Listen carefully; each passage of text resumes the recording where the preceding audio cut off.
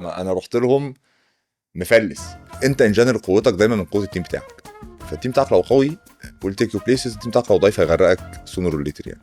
المشكله كلها ان احنا اساسا ما كناش عايزين نبقى برجر بليس. هو بيقلل الكواليتي. طبعا كنت لسه اسالك ايه الهدف يعني؟ طبعا. عارف يا ريس، احنا لو غيرنا اللحمه هنوفر كام؟ بقى ليه؟ ما الناس مش هتحس، ما في الاخر الصوص هيغطي. السبلاي بتاع العيش لما بنتكلم دلوقتي بيقول لي انت غلطه عمرك ان انت ما رضيتش معايا اكسكلوسيف على العيش اللي انت خدته. العيش ده بقى اسمه مين؟ عيش مين؟ اي ترند بيطلع الزحمه اللي احنا شايفينها دي، بس في الاخر دايما هتلاقي في 2 3 بلايرز هم اللي بيكملوا. دي اطول حلقه غالبا في تاريخ الشركه. يا لهوي. ضيف النهارده هو جوهر سعيد، مؤسس مين وسبلايد. مين هو مطعم برجر ولوبستر فتح في التجمع في 2019 وقدر يقدم تجربة مختلفة تماما للصنفين. سبلايد الشركة اللي غيرت طريقة توريد للمطاعم والكافيهات والفنادق وقدر يوصل لآلاف العملاء بضغطة زرار. رحلته ما كانتش سهلة، جوهر جرب يفتح 6 مطاعم قبل كده وكلهم ما نجحوش، غير انه اشتغل في المانيوز وتريلا، وهناك فهم ازاي التكنولوجيا ممكن تغير شكل إدارة أي شركة، وده اللي خلاه يبني سبلايد. انت ايه أول مطعم؟ اول مطعم كان في 2008. اوكي. كنت لسه في الجامعه وكان كافيه، يعني اللي هو ابويا عنده محل تحت، يعني احنا كنا ساكنين في عماره ابويا بتاعته، فكان عندنا محل تحت فمش عارفين نعمل فيه ايه، فعملت فيه كافيه انت في حد من اهلك اف ام بي. لا مش بس اف ام بي فتح بيزنس قبل كده؟ كل العيله. كله. اه بس انا بحب اسال السؤال ده لان بحسها بتفرق. لا، هو كل العيله، لو فانا عشان انت كده حتى انا بالنسبه لي اصلا هو ده مش هشتغل في هو ده حته يعني. الديفولت يعني وانا مضطر. قعدت اعمل بيزنس من 2008 ل 2016. جيت 2016 خيشت خالص اوكي. كومبليتلي يعني، اوكي. وبروك بقى وفلست ومعيش فلوس فاضطريت تشتغل. فضلت اشتغل، وقعدت ساعتها ادور في كوربريتس. طبعا اكسبيرينس irrelevant تماما، صح. مش فاهم يعني. I didn't get accepted في اي حاجه يعني. وانا كنت بدور على حاجه سيلز او سبلاي تشين، انا مقتنع ان يعني الاكسبيرينس التجاريه اللي عندي من قبل كده هي دي الحته اللي هتنفع فيه. صح. لحد ما طبعا دانون بقى، يونيليفر، هنكل، كل الكلام الجميل ده بروح ما انكواليفايد اوفر كواليفايد ما اعرفش ايه، هتيجي تشتغل سنه وهتمشي. كل ريجكشن ريزونز اتقالت لي لحد ما كان اتعرفت لازم ستارت اب. ما كنتش اعرف بقى انا اصلا موضوع ستارت ابس. اه. يعني انا في حد ما اعرفش اعرفه اسمه يحيى عرفه. اعرف. انا يحيى عرفه رحت اخد معاه كورس، ده انا بحاول اكتشف المفروض اعمل ايه في حياتي. فهو طبعا هو عيال كلها 17 18 سنه وانا 32 سنه قاعد، فهو مش فاهم فهو سالني ليه انت بتعمل إيه هنا؟ فحكيت له، فقال لي انت بتدور في حته غلط. قال لي انت محتاج ستارت ابس. شهر 6 2018. قلت له ايه ستارت ابس؟ قال لي دي شباب بتحل مشكله عن طريق التكنولوجيا. ليت اللي قال لي كده. قلت له العيال المعوجه بتوع اللابتوبات الابل والبين باجز دول. قال لي ايه هم دول؟ بقيت منهم يعني بس بقيت ماشي. منهم، بقيت معوج كبير. قلت له ماشي. روحت يوميها دورت، كان هو عامل ويب سايت اسمه كري ادفانسز، روحت دورت لقيت المنيوز طالبين كوميرشال دايركتور. انا فاكر الجوب ديسكريبشن بالظبط كانت someone who's street smart عنده باك جراوند مطاعم كلتشر فيت. كان هو ده اللي هم عايزينه. قدمت مفيش ابيض، مفيش رؤى يعني. اتش ار قابلني تمام، الدنيا حلوه بتاع. قعدت مع امير ما اشتراش ببصل، وانا كان سنسيت يعني. رحنا وجينا وبتاع، مفيش. لحد ما في الاخر اللي تريجرد الموضوع كله ان كانت سلمى مراتي كانت داخله تولد، وانا اخر فلوس معايا كنت هدفعها في المستشفى. فانا كنت هطلع من المستشفى هاخد فلوس من ابويا عشان ما فيش حاجه اعملها يعني. بقى اروح اشتغل اوبر بقى، والافكار بقى النيره اللي الشغل مش بتيجي. عيب. بس قمت مكلم امير، قلت له هو انت ليه مش عايز تشغل؟ قال لي احنا عايزين حد جاي من باك جراوند ستارت ابس. قلت له بص، انت عايز حد فاهم مطاعم، وانا عارف كويس قوي انا هعرف اعمل معاك ايه في الموضوع ده، فتعال نجرب. هو الرول كان اكوزيشن بس ولا اكوزيشن وريتنشن؟ لا، كان كوميرشال. كنت هقون الاكوزيشنز والريتنشن مش الاكتيفيشنز بقى، الماركتنج بتاعه. اوكي. فالذا نمبر سبورت هو كان عايز يلونش الاونلاين اوردرنج. هو اه. كان ديسكفري بلاتفورم وعايز يلونش الاونلاين اوردر. صح. فقال لي والله ابريشيت بتاع، بس مش، انا اسف يعني. الاكسبيرينس مش. قلت له طب بص يا امير، انا هاجي اشتغل معاك شهرين ببلاش، وبعد كده ابقى اشوف. لقيتني انفع، خير وبركه. لقيتني ما انفعش ولا كانك شفتيه. بيقول لي انت بتعمل كده ليه؟ وده قبل مين بسنه لا مثلا قبل من بسنتين. او سنتين؟ فقال لي انت بتعمل كده ليه؟ قلت له بص انا ام ديسبريت يعني، قلت له انا محتاج شغل يعني. فقال لي طب تعالى. بس رحت انا فاكر اول ما دخلت اداني اول اسبوع اداني شيت كده فيها 10 مطاعم. قال لي عايزين اقوال 10 مطاعم دول. ومن غير نمر تليفون، من مفيش غير حاجه، كونتاكتس، من غير اي عايزين حاجه. 10 مطاعم دول. يلا اتفضل. اسبوع بالظبط كنت ماضي ال 10 مطاعم، ولا اونبوردنج مش فاهم حاجه. يعني فاكر والله العظيم اول مطعم كان الاصيل الدمشقي، انا فاكره. كلمت الراجل عشان اقول له يعني عايز اقعد معاك وبتاع. اول ما رد ما عرفتش اقول له ايه. طب شاورما. دلوقتي 2 شاورما، مش عارف مش مجهز بيبيعوا بيتش، مش مجهز حاجه. بيبيعوا ازاي يعني. ما انا مش فاهم ايه المنيوز دي اساسا. وبعدين انا بتخانق عليه لو 15% ايه اللي انت بتاخدها دي كتيره جدا على ليه اصلا؟ المطاعم يعني doesn't make sense يعني. كنت ساعتها طلبات حجمها قد كانت ايه؟ اطلب لسه. تطلب. كانت اطلب لسه كان ماركت. يعني كنا المنيوز واطلب على بعض كانوا نص في المية من سوق الدليفري في مصر. حتى احنا يعني كنا في حاجه مشهوره قوي كنا بنقولها في المنيوز على طول. كنت بقعد اقول لهم ان احنا وار نوت كومبيتنج مع طلبات او اطلب، احنا بنكمبيت مع التليفون. احنا بنكمبيت مع اكسل. انا بكلم بجد، انا مش بكمبيت مع اتش ار سيستمز تاني. صح. والله انا ايوه. بكمبيت مع اكسل والهابتس. ف... فرحت المنيوز ده اللي بقى اللي دخلني ستارت ابس. قعدت فيها سنتين. عملت فيها اي ثينك شغل كويس يعني. بعد كده رحت تريلا. تريلا دي كانت قصه برضو مرعبه بالنسبه لي الصراحه يعني. ما رحت تريلا قعدت فيها سنتين برضو. انا فاكر هجرس اول ما قعدت معاه هو قال لي انا لميت راوند وعايز اجيب 500 شيبر عشان الم الراوند الجاي. قعدنا 6 شهور مش عارفين ندخل شيبر واحد. وده كان انا رحت تريلا بعد الكورونا باسبوعين مثلا. اللي هو انا كنت رايح وحاسس ان هم اكيد هيمشوني يعني. هو انت معين سيلز في كوفيد هتعمل بيه ايه يعني. قفلت السنتين ب 1500 كلاينت. اصل الاندستري دي اتبهدلت في الكوفيد. اتبهدلت يعني من اول والمنيو طارت. الفاليو، من اول خالص والفود بس اوردرنج طار فعلا. رحت مين بقى فتحته في اخر المنيوز. وانت كنت لسه في المانيوس. يعني لا كنت بدات اذاكره وانا لسه في المنيوز. بس خليني بقى اجادج يو شويه. يعني هو كان طبعا. كان قرار عجيب جدا ان انت كان ساعتها مين البلايرز اللي شبهك في السوق؟ مفيش. ولا حد. مفيش. احنا كنا عايزين انتروديوس كونسبت الجورميه فود فاست. فانا مش شايف ان انا مثلا عشان اكل اكله حلوه محتاج مش لازم اروح فور سيزونز ومش لازم اروح ساتشي وكازوكو. وعايز حاجه اعلى من البراندز اللي وعايز حاجه هي اعلى من ماكدونالدز. الفاست فود وهارديز فدازنت وماكدونالدز ميك وبتاع. سنس. صح. وكان في جاب هنا انا كنت شايفها واضحه. المشكله كلها ان احنا اساسا ما كناش عايزين نبقى برجر بليس. هو ده قبل موضه السماش برجر بكتير. سماش برجر ده بقاله 3 سنين. we're the first ones to do it. اوكي.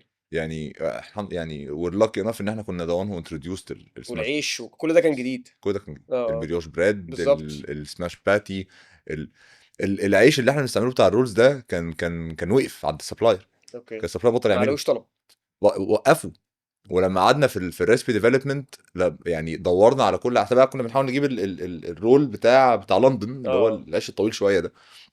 مش لاقيينه. لحد ما اتعرفنا على السبلاي بتاع العيش يعني. فقلت له أنا بحاول اعمل كذا كذا كذا. قال لي بص انا عندي لقمه بطلت اعملها. هعمل لك واحده وابعتها لك. جربها. جربتها قلت له بس هي دي. وانت الفكره جت من برجر اند لوبستر يعني؟ لا الفكره جت من سمر شريكتي كانت عايشه في امريكا في سان اه فرانسيسكو. و... وهي بعتت لي صوره لوبستر رول. اوكي. هي دي كانت بدايه. التريجر. فانا لقيت بعتت لي الصوره فانا بصيت عليها وقمت مكلمها قلت لها ايه ده.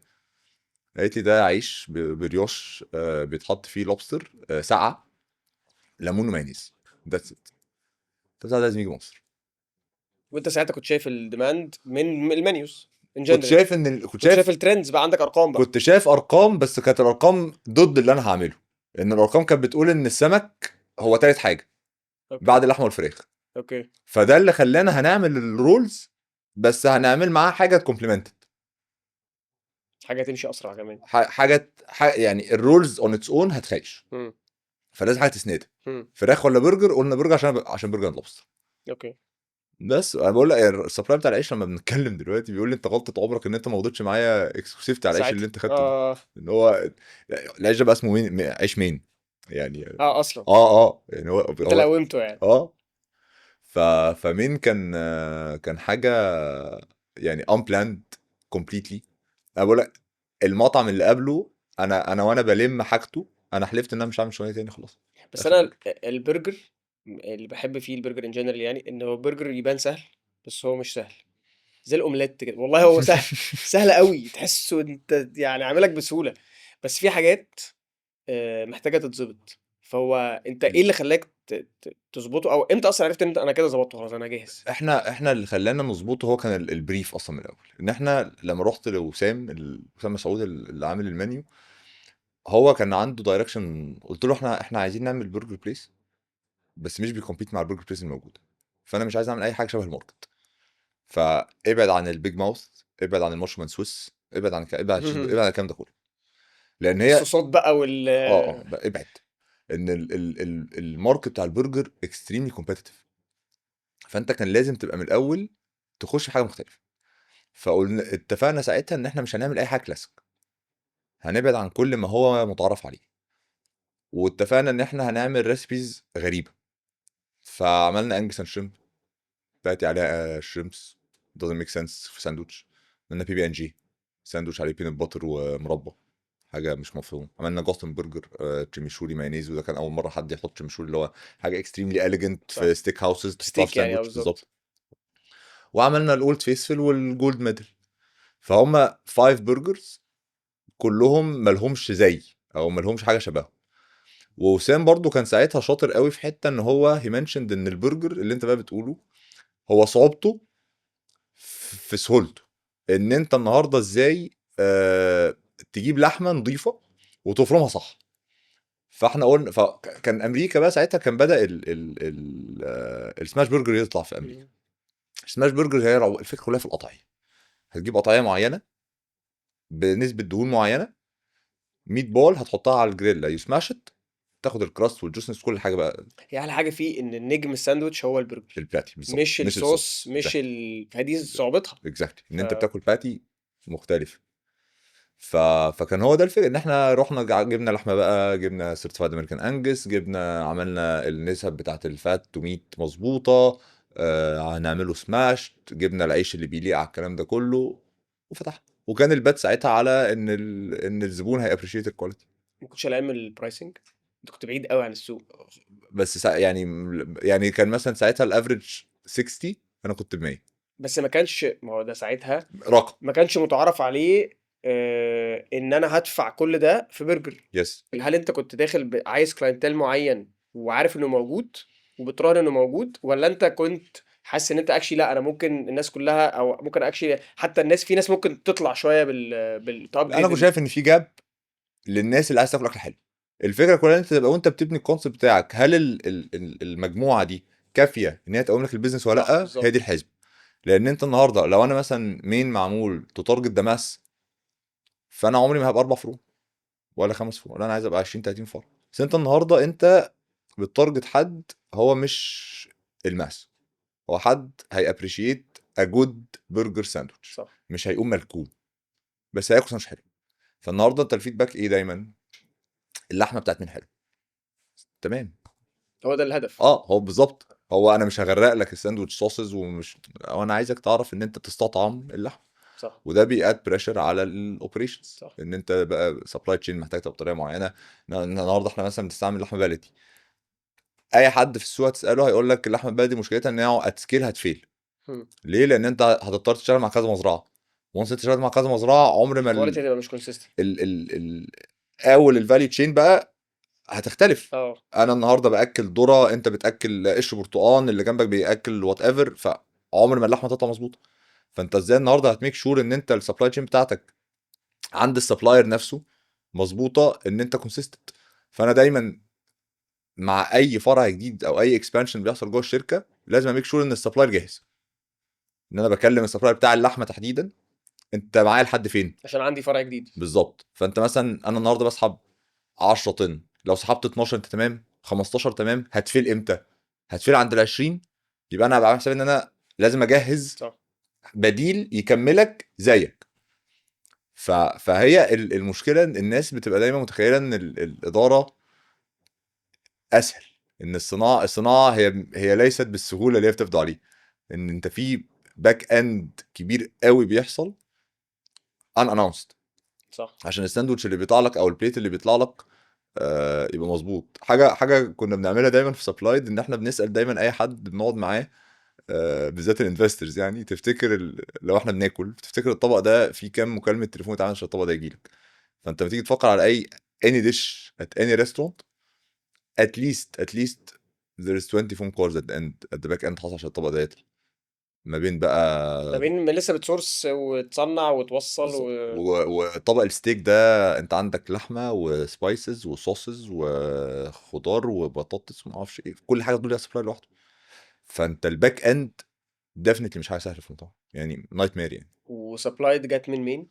اه والله لسه امبارح كنا بنتكلم في الموضوع ده لما كان في فيديو كده ظريف نزل يعني عن سبلايد وبتاع فانا اللي هو يا جماعه أنا كنت عايز اشيل لحمه يعني الموضوع كان بسيط قوي يعني ما كناش عايزين نبقى هنا خالص يعني بحب قوي القصص اللي هو انا زي بتاع دروب بوكس. انا كنت مسافر ونسيت كان نسي الهارد درايف بتاعه في حته، وهو كان بجد اه رايح حاجه مهمه. كان نفسي يبقى عندي حاجه في كلاود انزل منها فايلز. احنا موضوع بسيط يعني. ليتلي ده اللي حصل وانا اه انا احنا فتحنا يوم الاوبننج كل حاجه في المطعم كانت اوت اوف ستوك احنا الاوبننج كان بيوند في مين الحوار ده انا بحسه كونسيستنت في كل المطاعم. او اقول لك حاجه، والله في اي حاجه في مصر ان شاء الله حتى النوادي، هو البيزنس بيتبني فور سمول سكيل او بيبقى مش متوقع نجاحه.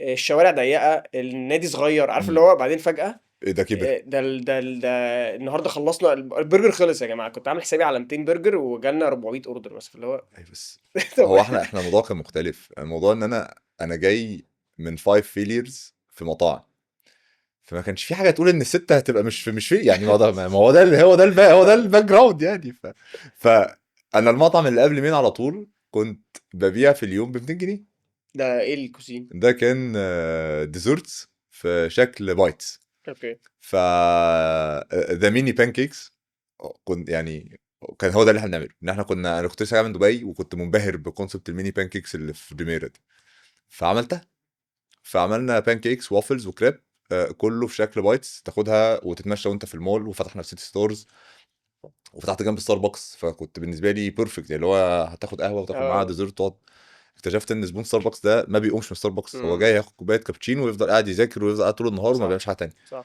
فكنت ببيع ب 200 جنيه في اليوم وكنت بدفع 250 جنيه في الباركينج ف فحتى من الحاجات اللي انا يعني لما جيت اوفر بقيت بركن بره يعني ده كان انت حتى مش جايب فلوس اليوم يعني. مش جاي فلوس باركينج اه يعني مش اليوم يعني فكان حاجه في منتهى الفشل يعني بس فانت مين التايم لاين؟ انت كنت مين 2019 مين بدأ 2020 2020؟ شهر 6 شهر 8 2020 بدأنا كلاود ده وقت كيتشن رخم برضه. ده بعد الكوفيد بثلاث شهور بالظبط اه بدأنا فكرة دليفري غريب قوي ان في بيزنس كتيره بدات في الوقت ده.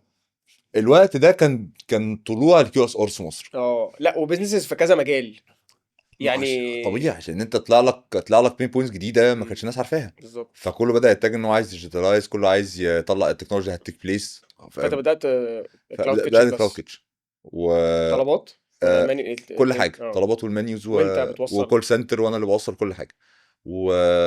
والموضوع كان غريب جدا ان احنا بنبيع وانا مش فاهم هو الناس دي بتيجي منين حتى انا مفيش يافطه في الشارع ايوه ايوه محدش يعرفني صح.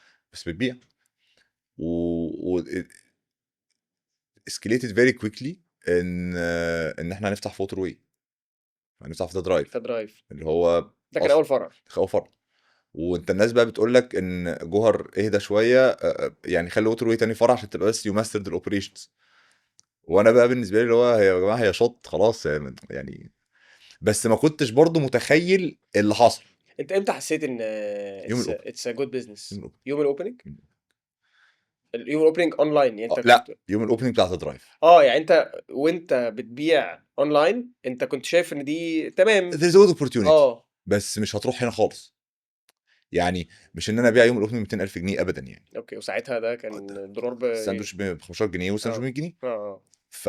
فان انا ان انا اقعد من الساعه 12 للساعه 1 الكيو ما بيقفش ده كان بالنسبه لي حاجه مبهره يعني واللي هو انا بجد انا مش عارف الناس دي جت منين الفيدباك مرعب وانا كل اللي بيحصل ان انا ببص للشيف اللي هو انا خد بالك بقى انا موفر في المعدات فانا جايب قلايه ب 5000 جنيه جايب جريلا ب 6000 جنيه which is very low quality الشيف طالب 12 واحد جبت له 3 ولما ربنا يسهل نشوف لان انا ببص يعني الكوميونيكيشن بيني وبين الشيف جوه المطعم هي المعدات دي هتقع منك هتقع امتى امتى؟ لان هي هتقع فانت بتتكلم في 12 ساعه تشغيل، محدش عارف يطلع بره المطعم.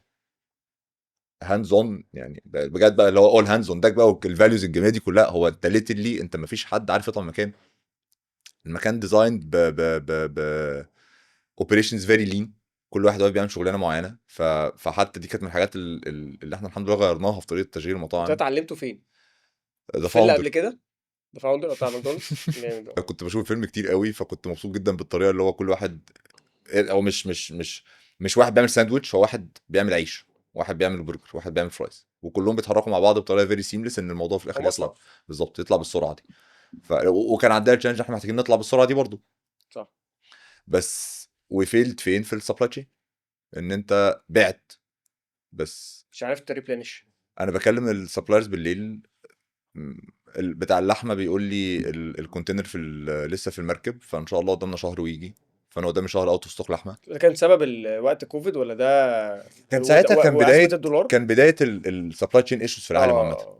اه. فالاستيراد فيه مشاكل، فالكونتينرات مش عارفه تيجي، الجمبري مش كونسيستنت، البطاطس لازم تكلم مندوب التحميل عشان الساعه 6 الصبح عشان يفتكرك فيحملك العربيه. سبلاير العيش بيقول لي ان احنا اجازه السبت، فانا هورد لك يوم الاحد. ده فانا كله تليفونات كل تليفونات تليفونات، تليفونات. كل ده الجمعه بالليل، وانا مش عارف بكره افتح شقه يعني ابيع ايه للناس. فانا بكلم وسام اللي عامل منيو، بقول له وسام دلوقتي انا عندي كذا كذا كذا، اعمل ايه؟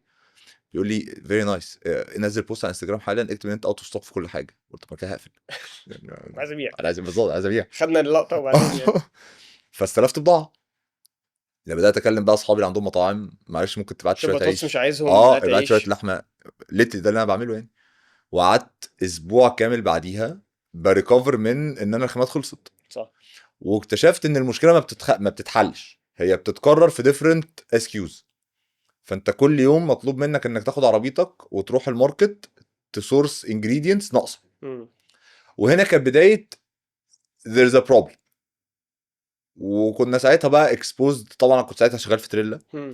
فبقى exposed السبلاي تشين، وعارف الناس في مكسب، فشايف اللي هم عملوه في الريتيل. فبدات اللي هو انت حاسس ان في حاجه هتحصل، بس انت لسه مش عارف هي ايه، بس هو في حاجه هتحصل.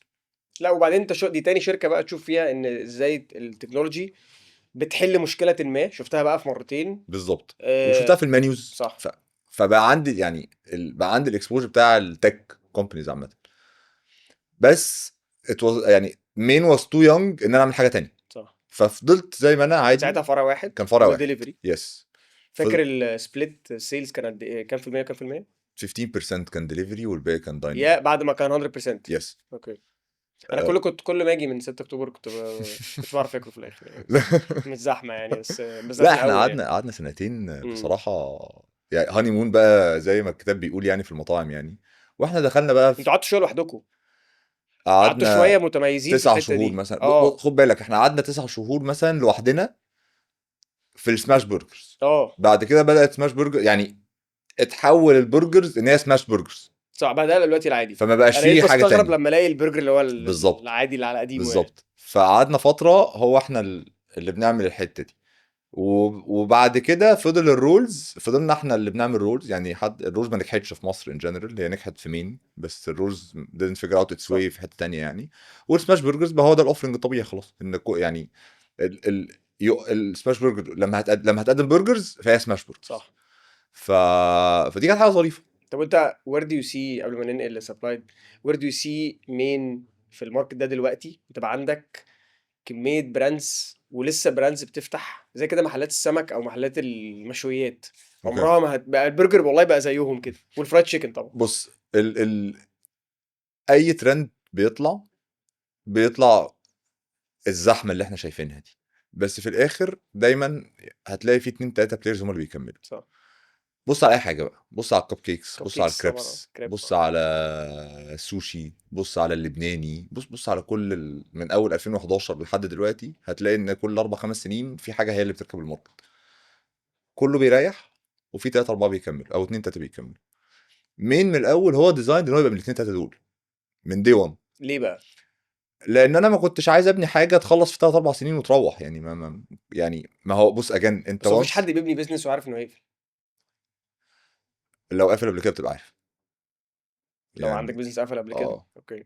فاتليست بتبقى يو كان تيل يعني. اوكي. يعني مش 100% سيرتن، يعني مش فاهم. مجاز ضامن جنه، بس اتليست انت خلاص. طب ما انت خد بالك برضو، انت بقالك 12 سنه محتك بالمطاعم. فانا في المطاعم من 2008، فانا باي 2020 انا شفت إيه اللي فتح بيخلي مطعم يقفل؟ وقفل مم. ونجح وكمل. فانا شفت الكيسز دي، وبالذات فتره المنيوز. ان انا فتره المنيوز اي واز سوبر كلوز للناس دي، صح. فشفته. صح. شفت اللي شغال صح شغال ازاي، وشفت اللي بنى شركه بناها ازاي. فاي واز اكسبوزد. فبقيت عارف ان ماشي في حاجه فيري كومن، ان انت بعد ما بتفتح بتكسر الدنيا، بتقلل الكواليتي، بتقع. ماشي، مش هعمل كده. هو بيقلل الكواليتي. طبعا. كنت لسه اسالك ايه الهدف يعني؟ طبعا عايز يعلي عايز المارجنز اعلي المارجنز ويبقى دايما ولا كسل؟ لا لا، عايز اعلي المارجنز ويبقى دايما انفلونس من الناس الشغاله، مش من صاحب المطعم. يعني عمر ما بيبقى صاحب المطعم هو اللي عايز كده، بس يبقى دايما انفلونس بحد معاه بيبوش على الحته دي. ف عارف يا ريس، احنا لو غيرنا اللحمه هنوفر كام؟ بقى ليه؟ ما الناس مش هتحس. صح. ما في الاخر الصوص هيغطي. ده انت عارف، بس احنا بنجيب طن لحمه، احنا لو غيرنا نوع اللحمه ده بس باللحمه اللي اقل هنوفر 100,000 جنيه في جيبك. زن على الودان بيعمل شغل. صح. انا عامه اغلب المطاعم اللي في دماغي دلوقتي اللي مثلا اعرف الاونرز، كي بيز بقى، هولي بانز، بي ار جي ار، تاكو سان، كل دول هم داي تو داي في البيزنس. لا، ويجي يسألك ويعرف، وبحس يعني في ناس بتبقى فاتحاها زي سايد بيزنس كده، ما بيبقاش مركز قوي في الموضوع، مديله وقت، وفعلا بيسيبه لحد بقى ما مثلا بقاله معاه 4 5 سنين، وبيسيبها تمشي، وتبدأ الدنيا بقى واحد سنة ورا سنة تبدأ الدنيا تنزل. هو بص، بيبقى تقبل، لان او بتبقى انت بتبدا تاخد البرفورمانس بتاعك فور جرانتد which is not. يعني انت لو غفلت عن الموضوع شهر الموضوع هيبوظ. فلا، هي شغلانه، هي شغلانه صعبه وشغلانه متعبه جدا وشغلانه. يعني ال- قوتك انت ان جنرال قوتك دايما من قوه التيم بتاعك. فالتيم بتاعك لو قوي will take you places. التيم بتاعك لو ضعيف هيغرقك صح. sooner or later يعني. وانت في بقى برضو، عشان كنا لسه بنتكلم حتى النهارده مع ناس تانية، المايند سيت شيفت كبير قوي بقى ما بين ان انا كنت موظف في شركة، وبعدين فتحت مطعم ناجح، وبعدين فتحت شركة بكاليبر تاني خالص. ف وهنا شغل معين وكالتشر معينة، وهنا بعين اصلا كاليبر مختلف وتك وببني بلاتفورم والكلام ده كله. ف انت اصلا انت الشيفت كام بتعمله انت كل يوم؟ يعني انت عادي جدا تبقى في كل سبلايد وعندك بعديها مكالمه لمين؟ مع مورد. مع مورد، او مع حتى او اقول لك حاجه، ممكن بتعمل انترفيو لباك اند انجينير وبتعمل بعديها انترفيو لشيف. فبتعرف تعملها ازاي؟ ولا انت نفس الشخص في الاثنين؟ تقريبا. اوكي. تقريبا. يعني انت بتدير مين كانها تك ستارت اب؟ مش كانها تاك ستارت اب، بس كانها شركه. اوكي. فدايما ببريشر الناس ان احنا محتاجين نبقى بنريبورت بطريقه معينه، محتاجين نتكلم بطريقه معينه، محتاجين نابجريد الجيم بتاعنا بطريقه معينه، محتاجين نبقى بنعمل شركه مختلفه عن المتعارف عليها في السوق. ده بيأد بريشر على الناس بالذات، وبتحتاج انت تمانج برضو الاكسبكتيشنز بطريقه معينه. يعني بص، انا بقى انا بشوف ان دايما الكلاش او الفيلير بيحصل في الاكسبكتيشن. يعني انت يو اكسبكت في اوقات كتير، بتبقى اكسبكت حاجات كتير قوي من الناس، ممكن تبقى لسه مش مؤهله او لسه محتاجه ان جايدنس لحد حته معينه. ودي مثلا يعني اتقالت لي مره في حد، يعني واحنا قاعدين في الشركه بيقول لي يا ريس، انت انت جايب ناس مش شغاله الدخان وعايزهم يلعبوا في شامبيونز ليج. ما ينفعش. واي ابريشيت يعني، هو لا عندك حق. فتعالى نقرب شويه المسافات. بس انت بقيت بقى بعد كده بتهاير فور تشامبيونز ليج او مور اور ليس، انت بقيت لا بص، بتايل انت محتاجه يعني ما هو يعني هو اصلا، ما هو انت ما السوق ممكن ما يبقاش هو اصلا شامبيونز ليج. اه. فانت هتعمل شامبيونز ليج لوحدك، يعني ما هتعمل ريال مدريد وتجيبها تلعب في الدوري المصري doesn't make sense. فاهم؟ حاول نبقى احسن من الاهلي بس تبقى شويه. اعلى بالظبط. بالظبط، بس مش هبقى مانشستر يعني مش سيتي. هكمبرومايز في هاير بس ما هو انت اصل انت هتكمبرومايز في هاير دي اتس اولويز ا بروبلم اوف امتى. يعني وي اول كومبرومايز في هايرز على فكره، غصب عنك، لان انت في الاخر كان يو افورد الوقت عقبال ما تجيبك الهاير اللي انت مش هتعرف تكمبرومايز فيه. كام مره كلنا واحنا بنعين وصلنا لحته اللي هو طب هجيبه لحد وافضل ادور على غيره. بس باحس it's very short term. يعني أنت لمّا باعاين وأنا desperate وباfill الrole وفعلًا الrole بيتقفل إلى حدٍ ما، يعني at least يعني let's say customer support، حد يا عم at least حد بيرد على التليفون، أكيد على الأقل الcustomer لمّا بيتكلم في حد بيرد عليه. بعدين تعيّن واحد تاني شاطر، مم. لان انت خلاص بقى كان عندك وقت اطول. لما تشوف الشاطر واللي مش شاطر جنب بعض بتقول لا انا ليه عينت الشخص ده؟ طب ما ده في اي بقى تيم يعني. فبعدين بقول طب لا، طب ما انا لا حسيت دلوقتي، وبتبقى عندك بقى مشكله، طب ما حرام، طب يمشي ليه؟ طب بتخش في دايلاما كده تانية خالص. فبعدين بقول لا، طب هو انا اكشلي لو حد انا مش 7 من 10 مش عاينه حتى لو محتاجه. او بص طبعا easier said than done، وبالذات في حاجه اوبريشن heavy زي المطاعم. انا بتكلم على تك ستارت اب يعني. لو هحاول اعملها انا او اعمل ربع الشغلانه بس، بحس بتاند اب في الاخر نت خسران. ماشي، بس في برسبكتيف تاني بتاع انت غالبا عمرك ما كنت هتوصل للتمانية من عشرة لو ما جربتش الأربعة من عشرة، ولو ما جربتش التلاتة من عشرة. ممكن. و... والله أعلم لو ما كنتش جبت الأربعة من عشرة في الوقت اللي انت وصلت فيه لأبو تمانية كنت هتحقق ايه. في الآخر انت عندك باندويث يعني، كمانجر او كفاوند او كوات ايفر بوزيشن بقى بتاعك. في الاخر انت عمرك ما هتعرف تعمل 8 فانكشنز مع بعض، مستحيل. مستحيل. يور كولابس يعني، ما doesn't make sense. فانا بشوف الصراحه ان دايما انت عندك الاوبشن، يا اما ان انت يو كان افورد الوقت اللي انت تقدر فيه تجين الاكسبيرينس والنولج بتاعت ان انت تعرف تعاين 8 من 10، يا اما ان انت من الاول هتبقى محظوظ جدا ان انت هتجيب حد يختصر عليك الوقت والفلوس اللي انت كنت هتصرفها. لان هو واقع الامر، يعني انا راجل مثلا كوميرشال، انا مش فاهمني في الحسابات يعني. انا يوم ما اعمل انترفيو مثلا لهاد اوف فاينانس هساله ايه؟ انا ما اعرفش. انت اخرك هتست فور كلتشر فاليوز، هتست بالظبط، اتيتيود. اتيتيود. هروح اعين باك اند انجينير، هو اي حاجه هيقولها لي هتبقى بالنسبه لي تمام يعني. انا مش فاهم انت بتقول ايه اساسا، فاهم؟ ف فيا اما ان انت هتفضل عندك بجد اللوكجري ان انت تعدي الوقت ده لحد ما تبقى فاهم اتليست بتمانج الناس دي ازاي، يا اما انت من الاول سوبر لاك ان الناس اللي جت معاك جود بلايرز يعني. ده غير طبعا بيبقى في دايما رجل المرحله. ممكن يبقى حد كويس اول سنتين، بعد كده تحس الشركه كبرت اصعب منه. حاجه الصراحه. الصراحه جبت حد عداك اول سنتين كان ماشي كويس قوي، بعدين الشركه مثلا وصلت لليفل معين، الراجل ده مش عارف يتكيف. the company outran people. بتحصل كتير لا يعني. طبعا اكشلي حصلت طبعا. عندنا كذا مره يعني. لا يعني بتحصل في اي شركه بتكبر، صح. بتحصل في اي شركه بتبرفورم.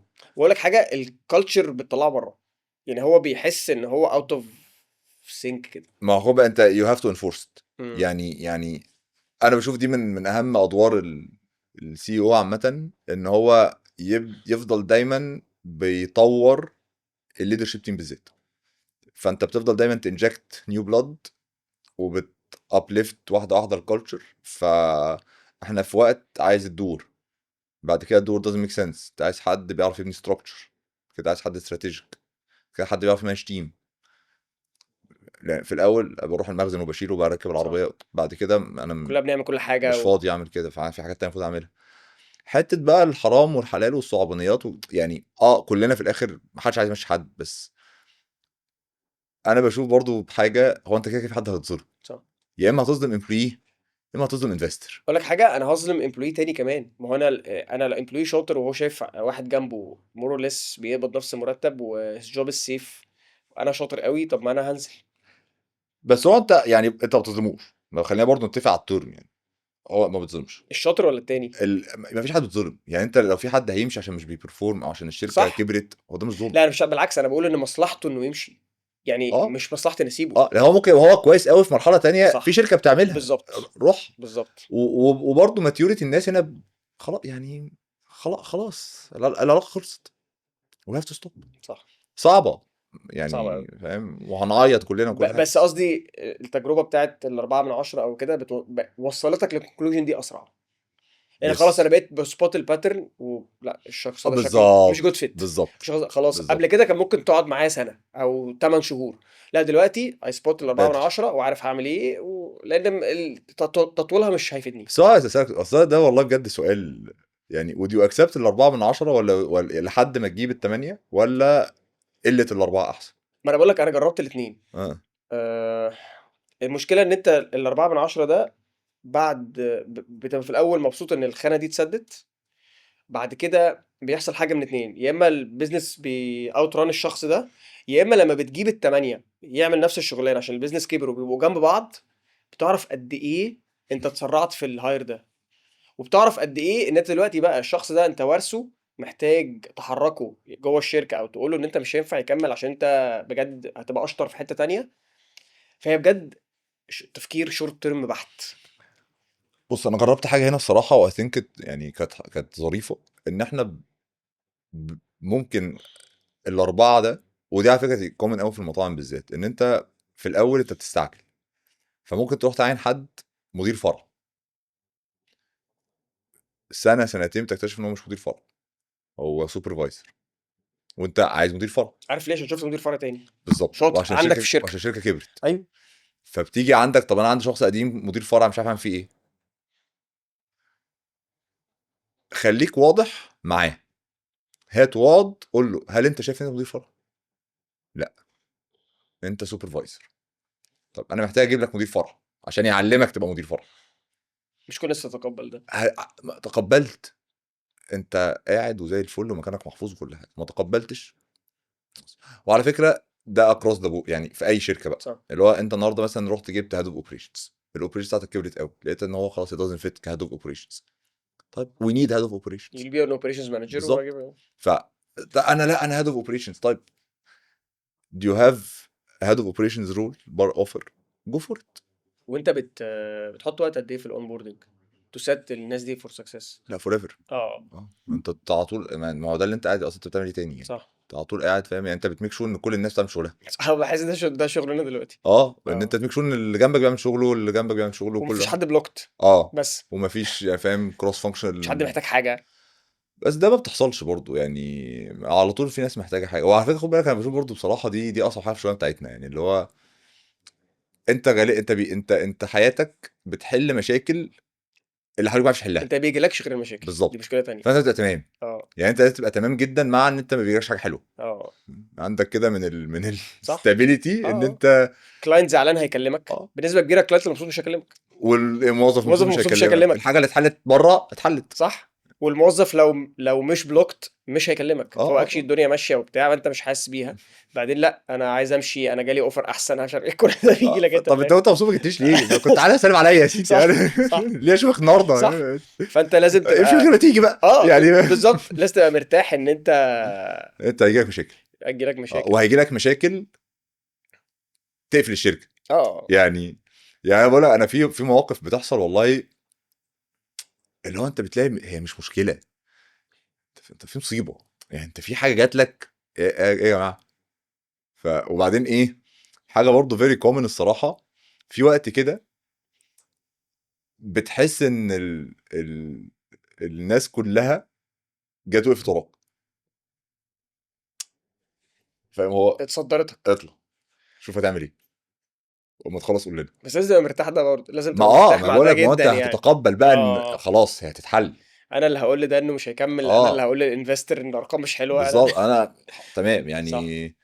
last one to take the credit first one to take the blame يا always. يا يا and you have to be good with it، يعني ما تتقبلها ان again you don't need the validation، you will not ask for the credit and you don't need it. انت you need to make sure that things are happening. ف you give the credit all the time, you take the blame all the time which is very tough. يعني mentally انا بشوف دي حاجه صعبه جدا، بس if you mastered ان انت تبقى تمام مع الحياه دي خلاص. طب نعملها ليه بقى تفتكر؟ مش عارف، نفسي والله يبقى يعني السؤال ده اعتقد ما حدش فينا عنده اجابه عليه، انا بس بتكلم على اي بزنس اونر، حتى لو ايوه عندي طبعا محل ورد لا يعني، ريجاردز بس ايا كان بتبيع ايه. لا بتعملها ليه؟ بتعملها ان انت مقتنع ان في حاجه اهم يعني، عندك بليف في حاجه، عندك ماركت شايف الامباكت بتاعك عليه بطريقه معينه، عندك شايف صناعه بتتغير، بيت مفتوح، كل واحد فينا بيعملها لسبب يعني يعني انا بشوف ان وضوحنا مع نفسنا في حته طب بجد انا بعمل ده ليه يعني. انت كل يوم اعتقد بيجي لك الثوت بتاعت ليه عليا من ده بايه، ليه اه وجع القلب يعني، ليه ما بلاش مسافر. لا، وانفسترز اه وكاستمرز. وبعدين انت بالذات لو مطعم واحد دخل فاضي كتب لي باد ريفيو على وات تو ايت واصل. طب والمشكله ان محدش بيشوف الشغل اللي ورا ده. لا انا هنتقد بس. انا مشي في مره حد كانت خطيره الصراحه، ده انا المسجز بتاعت انستجرام بتجيلي على الموبايل بتاعت مين وبقراها. فحد دخل كتب عنده مشكله وبتاع، فرديت عليه وعليها واتكلمنا وحلت لها المشكله وكل حاجه تمام. وهي مش مصدقه ان انا الاونر، فبتقول لي احلف ان انت الاونر. بقول لها انت مش خطيبتي يعني، والله العظيم انا الأونر. هضحك عليكي ليه طيب يعني؟ لا كلمني في التليفون. كلمتها في التليفون والله، فدخل يعني الموضوع. بعد كده حظها كان وحش جدا الصراحه. راحت بعدها بيومين حصل مشكله تاني، فكلمتني. كلمتني بتقول لي المشكله، و it was extremely inappropriate time. يعني انا كنت في ميتنج مهم متعكنن، والميتنج اصلا سبايست جدا فبنزعق وبتاع، ودي بتكلمني انا في المطعم وحصل كذا كذا كذا كذا. ده خلاص بقى ده اللي هو طب يعني طب ماشي حضرتك استاذنك روحي لمدير للمدير. الفرع وانا هكلمه. لا انا مشيت خلاص.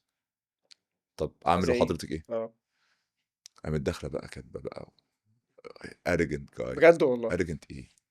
arrogant ايه؟ ده انا رادد عليكي على انستجرام. يعني how do you define arrogance؟ ومشكله كبيره، واللي هو ايه رايكم يا جماعه في اللي حصل؟ الناس بتحب قوي كده يا لهوي. طبعا. فانت بص، انت تخلي عندك بقول لك من السلام النفسي كده، ان انت ولا انت مستني حد يشكر، ولا انت مستني حد يذم. احنا تمام، احنا عارفين احنا بنعمل ايه، احنا ماشيين اون تراك، بنحقق اللي احنا المفروض نحققه. هيحصل نويز حواليك في الاول، بتبقى بتسخن جدا وبتاع، صح. لان انت مع الوقت لازم تتعلم. في فيدباك هتسمعه، في فيدباك مش هينفع تسمعه. سبلايد، مين، بلو وركس، وات ايفر، ايا كان بلاتفورم. في الاخر انت هتسمع، بس مش شرط كل حاجه هتدايجست. في حاجات هتطلعها بره على طول، في حاجات لا محتاجه ان انت فعلا تقعد وتفهم ده. طب ده حصل ليه؟ طب ده ايه الباك جراوند انت يعني. جالك قبل كده باد فيدباك على اكل يعني قصدي، طبعا. اللي هو اه قصدي وده بقى وانت فايرل والكلام ده كله واتعاملت معاه ولا وفي ناس حتى بتيجي ممكن تبقى في المطعم بالصدفه وتقول لك. والله بص I think ان احنا because we are super close to the customers، امم. عمرها ما حصلت ان اتعمل حفله. حلو. احسن. يعني حصل مثلا ايه ده يا جماعه طلبت اوردر طلع وحش. الكلام ده عامه عادي. تمام. الكلام ده اه ولو كتب على فيسبوك انا ما عنديش بالظبط، مشكله. يبقى حاجه وبيتكتب على وات اوبجيكتيف تو ايت بس وبتاع ان انا تمام. طلبت مثلا وينفع مثلا البرجر جاي لي ناقص ولا وات ايفر، ده تمام. حقك. حقك طبعا. فاهم؟ طب دي يعني انا بس اللي بقعد اقوله دايما، طب did you reach out to the customer to مم. the restaurant؟ الاول. يعني انت صح. دلوقتي انت داخل تشتكي، ما عنديش مشكله، بس كلمتني وانا ما انت حكيتلكش ليه مشكله. مقتنع ان انا ما بغلطش؟ يعني يعني انا مثلا عندي مشكله مع اصحابي حتى، اللي هو مثلا ايه، جربنا مطعم جديد، ايه رايك فيه؟ حلو. انت ليه متضايق؟ اصل عادي يعني. انت ليه يعني ليه متوقع ان هو يبقى مش عادي برضه يعني؟ يعني مطعم في حته منطقه صغيره وات ايفر. انت مش قاعد في كازوكو عشان تتضايق ان حته السوشي دي جايه لك ما اعرفش خليك بحبوح شويه يعني لا احنا ما بحسش ان احنا بنشوف آه، مش اي حد بيفكر في انا الحته دي عشان اكلها اتحصل فيها ايه يعني، ما اعرفش. مش ما فيش حتى تقدير كمان. بحس ان انت يعني انا اقول لك حاجه، انا كان ممكن ابقى كده كمان، بس انا حاسس ان من ساعه ما فتحت شركه وبقيت بجد بشوف قد ايه الحاجات الصغيره مثلا اللي عندنا على الداشبورد او على الاب ممكن تبقى حاجه بالنسبه للكلاينت هو زرار، بس الزرار ده وراه حاجات كتير قوي. والزرار ده مثلا داس عليه في مره يوم خميس ما اشتغلش. مم. هو بالنسبة له يعني إيه ما يشتغلش؟ مع إن هو أقول لك حاجة بقى له مثلًا سنة ونُص شغال الزرار، عملنا حاجة غلطٍ ما والزرار مش شغال، هو بالنسبة له لأ، أنا ما ده مش مقبول. فباحس ما فيش تقدير، وطبعًا في حاجات في غلطات طبعًا مش مقبولة أو في غلطات فعلًا بتبقى لا تُحتمل، بس لأ، هو أنا بالنسبة لي أنا هادوس وهاعمل bad review وهاكلم مش عارف إيه طب حضرتك يعني لا احنا يعني برضو انا بشوف ان احنا بقينا شويه اجريسيف اسامبشن ان احنا ما بنغلطش غلط، فما ينفعش يبين عليه حاجه. فاهم؟ يعني النهارده انت جيت طلبت مني 10 اوردرز في سبلايت، اي فولفيلد 9، وقعت في واحد. تمام. يعني انا النهارده مثلا انا الفولفيلمنت ريت بتاعي تقريبا 92%، ماشي، one of the highest in the market، بس انا بسيرف 5000 كاستمر، فانا ال 8% اللي بيقعوا مني اكتر من اللي المورد الطبيعي بيوصله. يعني فاهم الماث؟ آه، فطبيعي ان النويز بتاع ال 8% الانفولفيلد يبقى عالي. صح. بس هي لغه نمبرز. يعني انا النهارده لما اقول لك انا بفولفيل 500 اوردر في اليوم، وقعدت 40، في 460 وصلوا، بس في 40 مطعم زعلان. ما انت بقى برضو في مكانك مش هيجيلك غير ال 8%. دي بالظبط. مشكله تانية بقى. فوقعوا بقى ليه؟ طب هنimprove them ازاي؟ طب ما ينفعش ال 40 يبقى هم نفس ال 40 كل مره يعني، فاهم؟ فتعالى بس نورك اراوند شويه. طب بقى هنوصله بكره، طب هنلحقك في الشيفت بتاع بالليل، هنريكفر. في اوقات ما في، لا دلوقتي تمام اي ابريشيت، لان اجان ما خد بالك برضه احنا الباك اند، فانا لو انا وقعت المطعم هيقع. صح. فانا في مره في ناس معتمده عليك 100%، صح. يس. انا في يعني مره مطعم كلمني، احنا ودون سبلاي الجمعه، يعني ودون دليفري الجمعه. اوكي. في مره مطعم كلمني يوم خميس بالليل الساعه 2 بالليل، الاسبوع بتاع الاوبننج، جوارن اوت اوف ستوك كل حاجه، وانت مش شغال تاني يوم. وانا مش شغال تاني يوم. فقلت له طيب ابعت لي الاوردر. قال لي انا عايز بكره. قلت له ابعت لي الاوردر. دخل حط الاوردر على الابلكيشن، حظه الحلو ان كان كل الحاجه اللي هو محتاجها موجوده. فانت الفولفيلمنت بس. فالفولفيلمنت، فتحنا المخزن تاني يوم وجبنا العربيه وحملنا البضاعه وبعتناها له وخدها واشتغل. الحاجات دي بتفرق قوي مع الكاستمرز. طبعا. وبالنسبه لنا مش اللي هو احنا عملنا يعني لا لا عادي يعني. تمام، ما انا هنا عشان اعمل كده. اه. we make things happen. بس برضه هرجع تاني للنقطه، انت يعني ورا كل ده انت لازم تبقى انت تمام، عشان هو ده بقى انا بشوف ده بصراحه دي اكتر حاجه يعني. الوول اوف ديفense اللي عندك انت ما ينفعش تتلخلخ يعني. لا و ايموشنالي بقى انت اللي تبقى فلات بقى. اه يعني خلاص ضيق، بقى. تبقى ضيق ما كده. بفرحش قوي، ما بزعلش قوي. ما بتطلعش اصلا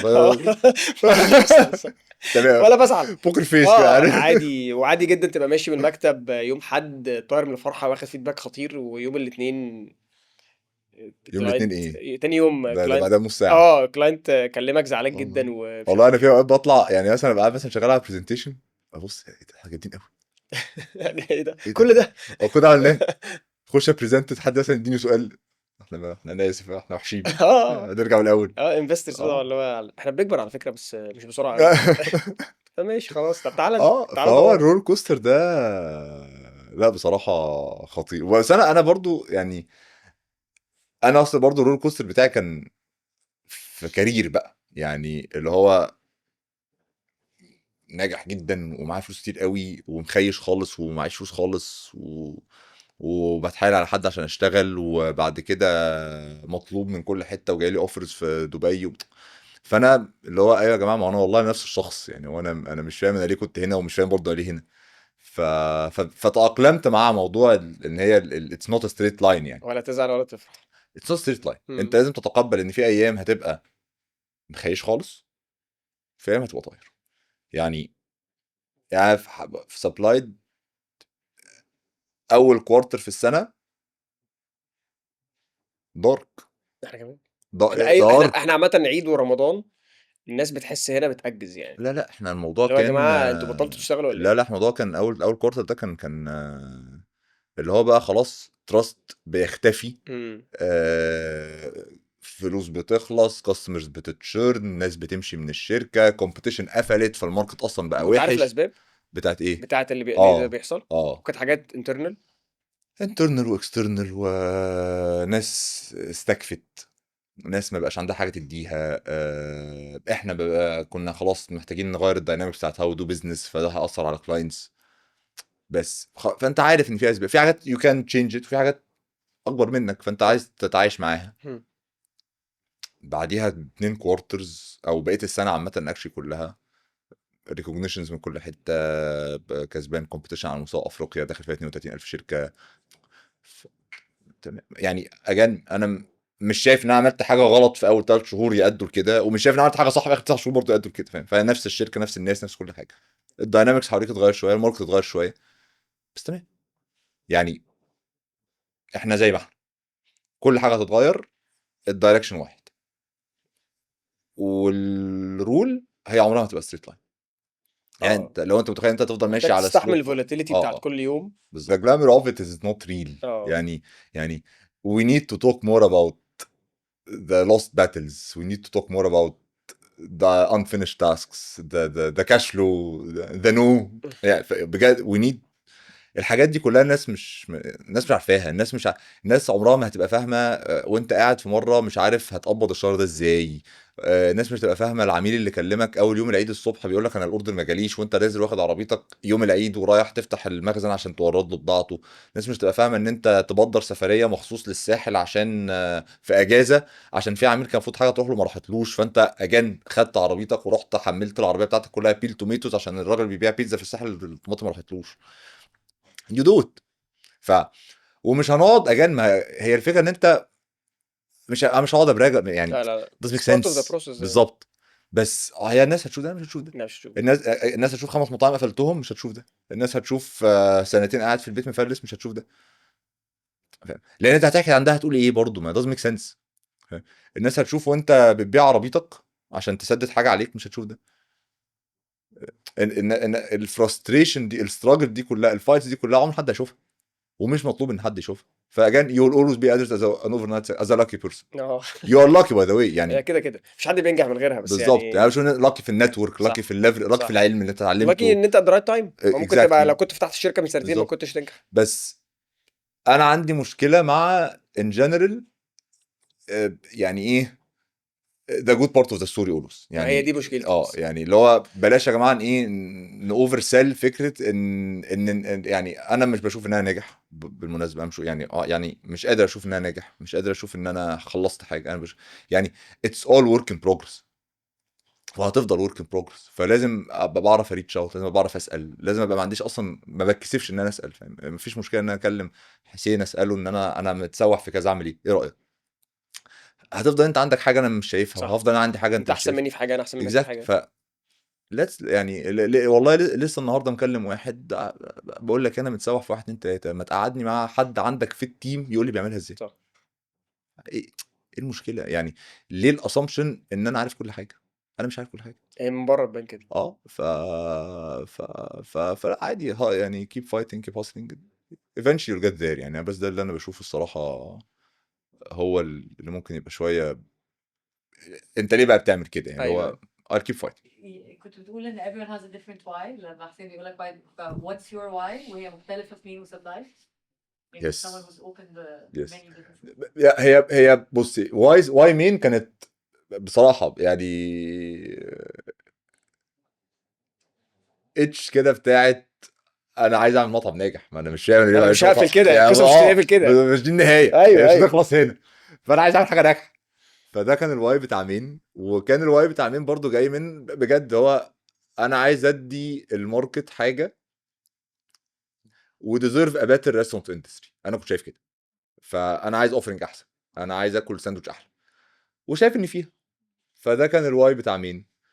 الواي بتاع سبلايت كان ان مين اداني احساس ان انا I'm not satisfied بهاو this industry operate. فبدات اشوف ان انا كلام كبير شويه بس هو بجد ده كان السبب يعني. انا عايز اغير صناعه. فانا شايف ان الصناعه دي المفروض تبقى بتوبريت بطريقه مور efficient. وكان برضو عندي مشكله كبيره جدا في السرفايفل ريت بتاع المطاعم. ان يعني انا فاكر الرقم اللي انا كنت قريته وده اللي اتبنى عليه حاجات كتير قوي بعد كده ان 92% من المطاعم بيقفل خلال 3 سنين. مم. ف واي نو كوايت ويل هاو داز ات فيل انك تقفل مطعم يعني. هتقفل اي بزنس. يعني لا it's tough اتس very tough. فكان بالنسبه لي اللي هو طيب هي ليه الناس بتقفل؟ عشان بيشتروا خامات اغلى، عشان ما عندوش اكسس لنتورك، عشان مش عارف يعين، عشان مش عارف يدير، عشان اكتشفنا فجاه ان احنا بقالنا 5 سنين بنبني سولوشنز للفرونت اند والباك اند متساب فاضي. فانت عمال تديني حاجات ابيع بيها وانا اصلا مش عارف اشتغل ورا. فطب ليتس بيلد انفراستراكشر. صح. فكان الفكره كلها انا مش عايز مطعم تقفل. انا لو في مطعم واحد هعرف اخليه ما يعيش التجربه اللي انا عشتها انا تمام. وانت كمان كنت شايف، انت كمان غير المطاعم اللي قفلت، انت حتى بقى لان مين كانت باك تو باك في سبلايد، انت في مين ما كنتش برضو عارف تسورس وعندك بالظبط. مشكله. ان انا كنت متخيل ان انا لما ابقى مطعم كبير المشكله تتحل. اه ما اتحلتش. it was too big to ignore يعني بجد.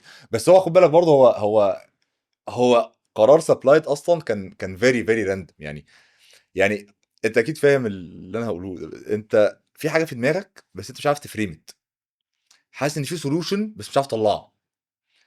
لحد ما اللي حصل ان احنا كنا مسافرين سفريه شباب وكان معايا كو فاوندرز في العربيه، وقعدت طول الرحله يعني كنا 8 ساعات درايف يعني، فقعدت طول الطريق بتكلم معاهم على ازاي الاوبريشنز بتاعت مين خربان.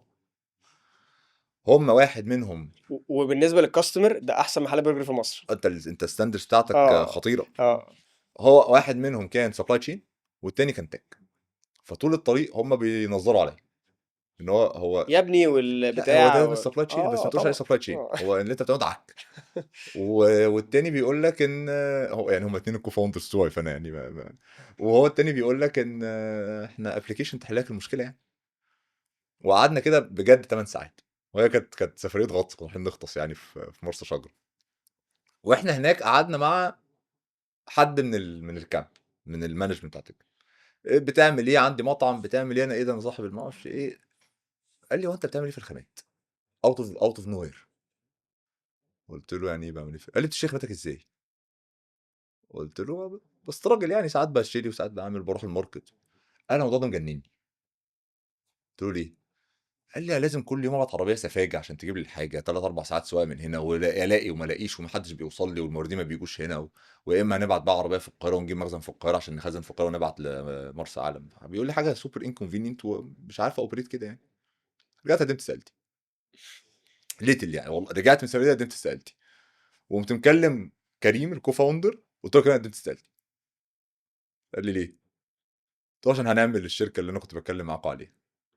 قال لي طب ما تستنى بس. انا هعملها لوحدي. قلت له هعملها. قلت له بجد خلاص قلت له هعملها. وساعتها كلمت فيري جود فريند يعني في الماركت، فكنت بفاليديت يعني اللي هو ريستورانت اونر تاني يعني. فقلت له بفكر اعمل 1 2 3 4 ايه رايك؟ كان بقى ساعتها احنا بقى لنا سنه ونص فاتحين مين. اه فبيقول لي هو انت عندك المشكله دي في مين صح؟ قلت له قال لي حلتها؟ قلت له لا. قال لي فقررت تحلها الصناعه كلها؟ قلت له قلت له لو اتحلت الصناعه كلها هتميك سنس. قال لي جود لك يعني. قال لي لو عرفت تعمل كده تمام. والبيزنس موديل كان ايه ساعتها؟ كان جميل.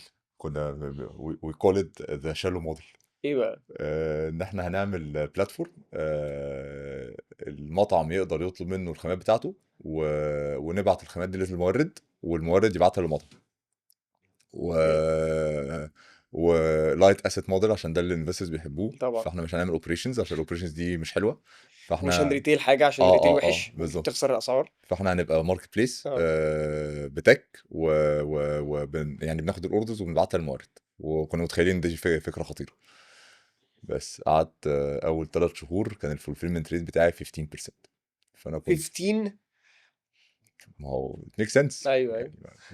ما هو انت زودت يعني انت داخل عشان المورد انت حطيت عنده مشكله. خطوه زياده ايوه بس. فانت زودت لير.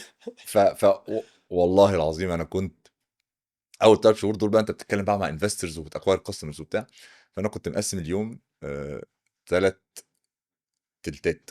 التلت الاولاني اللي انا بشوف ايه الاوردرات اللي المورد ما وردهاش وبنزل السوبر ماركت اشتريها للمطعم عشان اروح اوردها له. صح. اللي انا يعني ما انا ده مش حل. والتلت التاني اللي بتكلم فيه مع الانفسترز والتلت التاني اللي بتكلم فيه مع المطاعم. ده كان اليوم. لحد ما يعني اللي ماسك الكو فاوندر بقى اللي ماسك الاوبريشنز قال لي يا جوهر احنا لازم نعمل مخازن. does make sense. هنريتيل الحاجه وبتعمل مارك اب على سعر الحاجه. باخد ديسكاونت من السبلاير. عشان تشتري بالك. يس. اوكي. عشان يبقى السعر موحد في الماركت يعني ما ينفعش السبلاير يبقى مختلف عن اللي انا ببيع بيه. يعني علبه اللبن عند السعر. السبلاير نفس السعر Yes. بس انت واخد ديسكاونت عشان انت بتشتري جمله. يس. اوكي. بس وانا اللي بعمل بقى الديستريبيوشن، انا بعمل الفوركاستنج الجوريزمز كلها. انا اللي صعب قوي الموضوع ده. انا باخد الاوردرز. انا اللي بعمل الكاش كولكشن. انا يعني هو السبلاير بيشوف ريبورت رايحه له اخر الشهر على الديستريبيوشن بتاعه والمطعم بيشوف ريبورت عن مشترياته. لان اكشلي وات وي فيجرد اوت برضه ان المطعم مش فارق له هو بيشتري حاجته منين. ايوه هو فارق له حاجه تجيله جايه منين doesn't matter هاتها لي.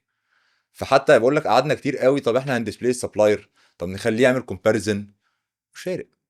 انا عايز اطلب ده يجي لي بسرعه بالسعر اللي انا متفق عليه. it sounds very basic يعني لو حقك يعني. وبعدين انت كنت شايف اللي مكسب وكرتونه عاملينه في سيميلر اندستري. بالظبط. فاحنا كنا شايفين بقى ان خلاص يعني هي اتس اباوت تايم ان المطاعم يعني كمان موديل واضح. اكزاكتلي فان فاكت، انا واخويا كنا هنفتح الشركه دي في 2020. فعلا عارف شركه اسمها تشوكو في المانيا؟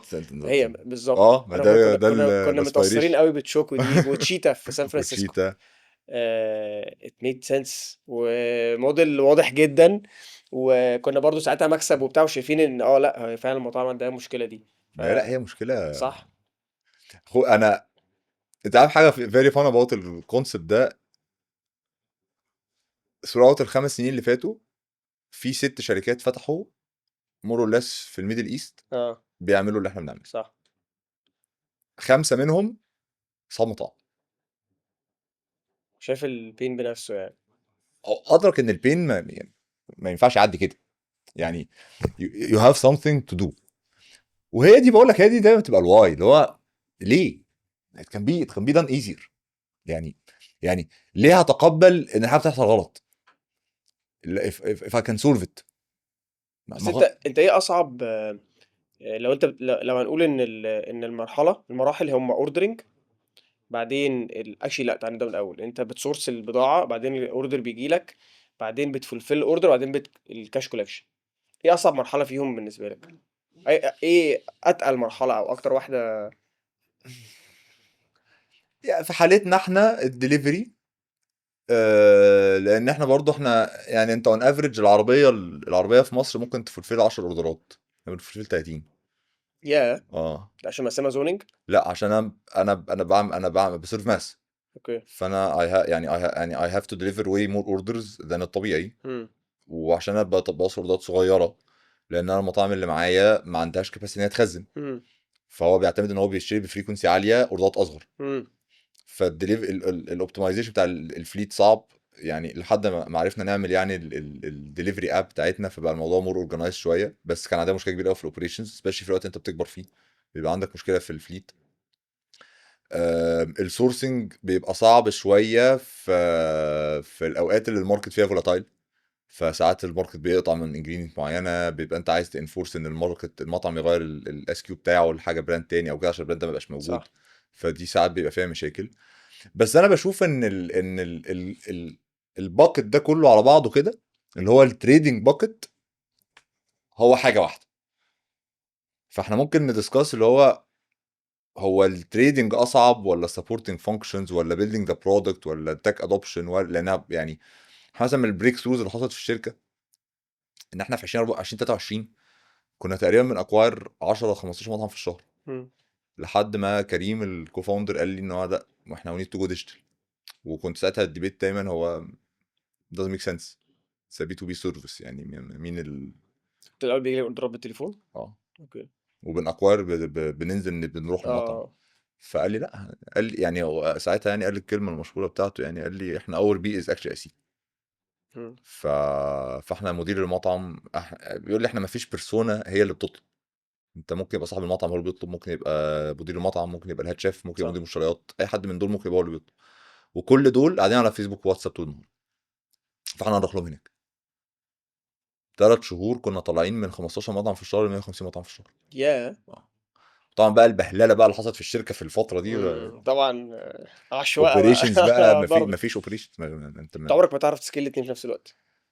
اكوزيشن يا اما الاكوزيشن هيكبر بسرعه قوي يا اما هتكبر. وعشان كده انا بشوف ان الصراحه الذكاء هنا في ان انت ازاي تخليها دايما مراحل. انت هتكبس تكبر تهدى توبتمايز ترجع تكبس تكبر تهدى توبتمايز وهكذا. كل مرحله ليها وقتها. ما تحاولش تبالانس، مش هتعرف. هتعين كاستمر سبورت او سكسس الاول وانت لسه ما كبرتش، تصرف سالريز على الفاضي، هتكبر بسرعه ومفيش كاستمر سكسس، الاكسبيرينس هتقع، فعمرك ما هتعرف تظبطها. فهي دايما فيزز دايما، لان خلاص انت النهارده مثلا بتصرف 500 عملت لهم انفراستراكشر بتصرف 1000، الانفراستراكشر مش نافعه محتاج تغيرها. فدايما حاجه بتتطور يعني، الشركه بتكبر. وبقول لك وهترجع دايما لحته اللي هو the company should never outrun its people. فدايما خلي الناس prepared ان انت لازم تتغير. لو انت ما اتطورتش الشركه هتسبقك. اصعب حاجه في الدنيا ان الشركه تسبق الفاوندرز بتوعها، دي اصعب حاجه. هو انت نفسك اصلا دورك بيتغير كل 6 شهور مثلا. يس بالذات في الاول يعني. يس. واقول لك بجد فعلا انا بشوف ان دي اصعب حاجه، ان انت بتغير، ان انت ما تعرفش تطور دورك فالشركه تسبقك فتبقى انت الشخص اللي مش مناسب. دي اصعب حاجه. صح. سواء انت او حد من الفاوندرز بتوعك. صح. that's where بقى the things become a little bit complicated. طب وانت how do you see the HR function واهميتها في ال two businesses اللي انت currently running؟ it's لا ال HR الفرق ما function بينهم اصلا عامل ازاي مبدئيا يعني؟ آه، انا اقول لك from what I see في المطاعم هي اخر department بتجد digitized. الناس تبقى مركزه دايما في الانجريدينتس، في الكاستمر، شكل المطعم، الكلام ده كله، بس اخر حاجه الهايرنج. مع ان انت في نفس الوقت بتشتكي ان عندك مشاكل مش هايرنج، سوري، عندك مشاكل في الناس ان جنرال، سواء تريننج، اون بوردنج، هايرنج، الكلام ده كله. مع ان فالناس بتشتكي من حاجات ليها علاقه بالاتش ار، بس هو مش عارف ان مشكلته في الاتش ار. فبيبقى اخر حاجه بيجي لها ديجيتال سولوشن. مع ان انت بقى وانت بس انت في الستارت ابس انت شايف اهميه الهايرنج، وانت شايف قد ايه لو انت جبت ايه بلاير واحد بيفرق مع الشركه قد ايه.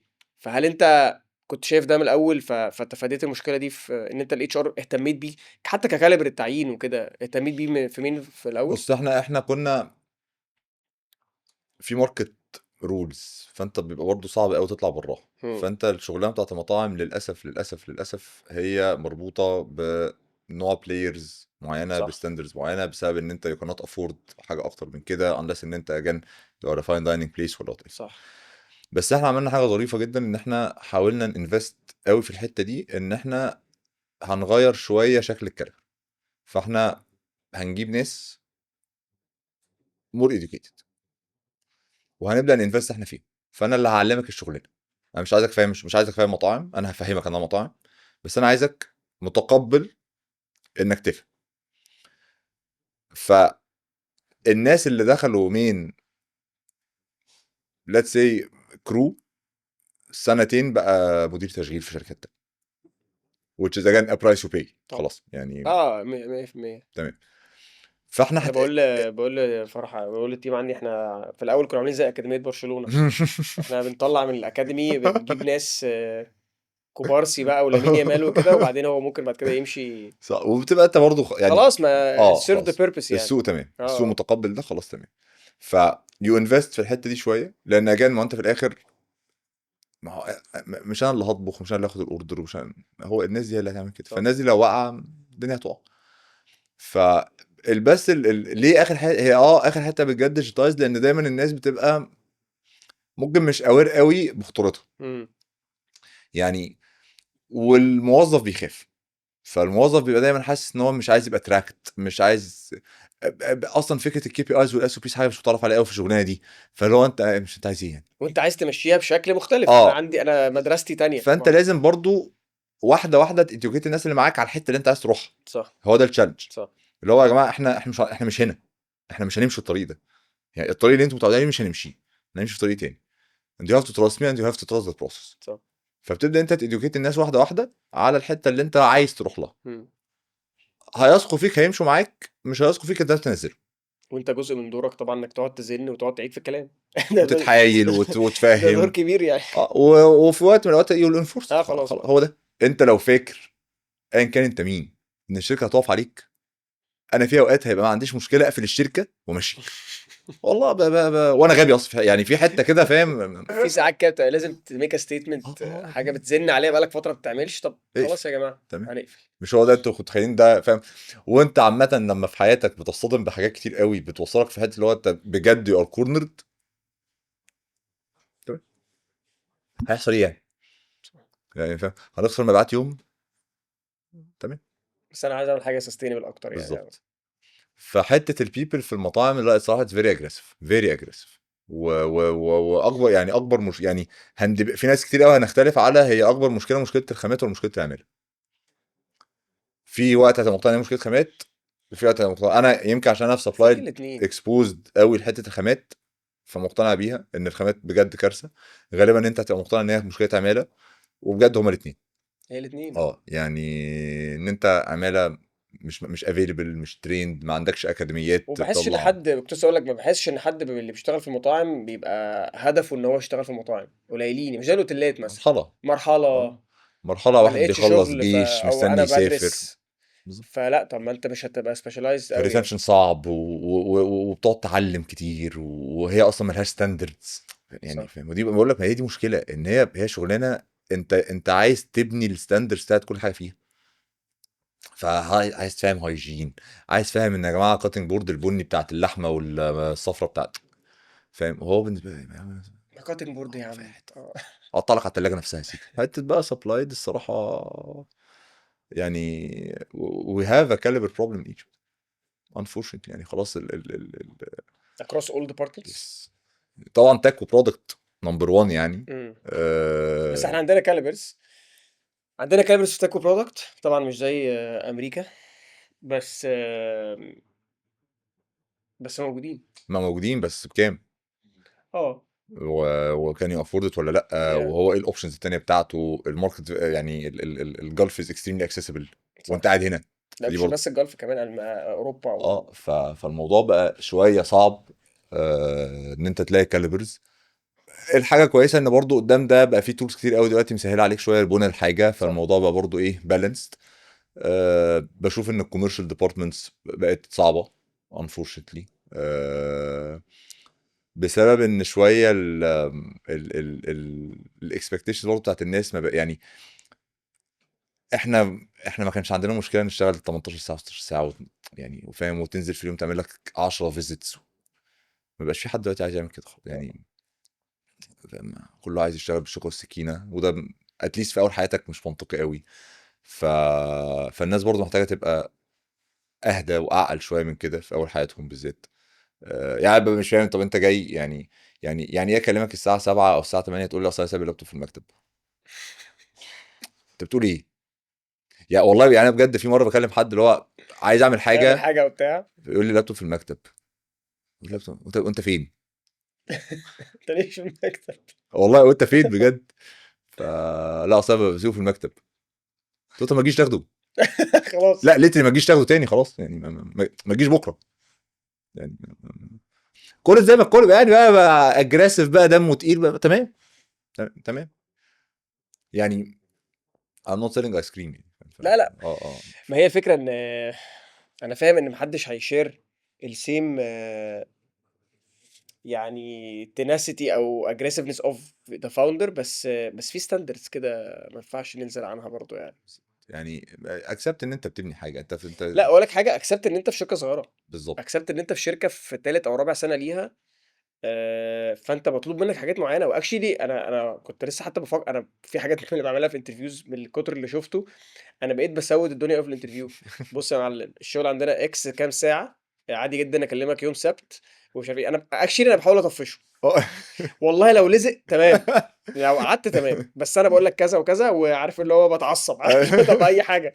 ف فبتقعد تتست. بحس بقى اهم بكتير اقعد اتست فور ذيس ثينجز، ان انت جاي هنا ليه، ولازم تبقى عارف ان الشغل هنا او متطلبات المرحله بتاعتنا 1 2 3، وتبقى انت قابلها. مش انت مالكش طبعا، انت مش اونر زي في الشركه، بس انت بتسيرف حاجه في كاريرك. انت عارف ان انت السنتين او الثلاثه دول لما تقعدهم هنا مثلا، انت عارف انها هتبني لك حاجه معينه، فانت برضو كسبان.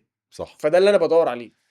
ما هو يعني 100% انا بشوف ان انت لازم يعني. انا مثلا انا في انترفيو بجد انا لازم اللي قدامي ده بيحب المطاعم. اكيد انت لو بتحبش مطاعم انت مصيب. صح، فاهم؟ مش هتكمل. هتلاقينا بتاكل ايه؟ بتحب مطاعم عامله ازاي؟ بتحب تروح فين؟ طب انت فاهم ايه عن صناعه المطاعم؟ ممكن تبقى انت مثلا جاي تشتغل وات ايفر اي حاجه حسابات. انا مالي انا، لا بس معلش بتعمل بره الشغل اصلا. يعني أنا مثلا السؤال ده بالنسبه لي مهم جدا. بتعمل بره مش عشان احكم على حاجه، بس انا بجد عايز اعرف بتفهم بني ادم. انت حياتك عايز تعمل يعني ايه الانترست بتاعتك. صح، وما تقوليش بقى بقرا كتب وبحب السفر الاجابه النموذجيه. لا بجد بتعمل ايه. يعني في مره حد في انترفيو بصراحه كانت خطيره، كانت بلوت تويست مرعب يعني اللي هو برودكت وبتاع وحاجه اللي جوه خالص يعني. بس وقاعدين بنتكلم بتاع، فبقول لها طب سيبك بقى من الشغل، يعني بره الشغل بتعملي ايه؟ قالت لي بطبل وارقص بلدي. ايه دي المفاجاه دي؟ هواية ايه المفاجاه؟ صمت عارف اللي هو بحب حمو بيكا جدا. مش عارف. بص لازم الناس تبقى يعني لازم انت برضو في الاخر دورك ودور مهم جدا ان انت تخلي الناس الايند على الفيجن بتاعتك والايند على اللي انت بتحاول تحققه. صح مش هيبقوا عندهم نفس الكونفكشن اللي عندك ده اللي انا بقوله. بالظبط، بس اتليست يبقوا متفقين على اللي احنا بنحاول نعمله. وعارف دوره ايه في اه في الرحله دي. بالظبط. انت هنا ليه؟ انت عايز تحقق ايه؟ ما هو في الاخر هي لازم تفضل وين وين سيتويشن، يعني بالظبط. الشركه بتستفيد منك وانت بتستفيد من الشركه. صح لو في واحده في الاتنين دول وقعت العلاقه غلط، العلاقه بالظبط. لازم تقف. فده صعب وتحقيقه مش سهل، وان انت تفهم الناس مش سهل يعني. بس اجان هي في الاخر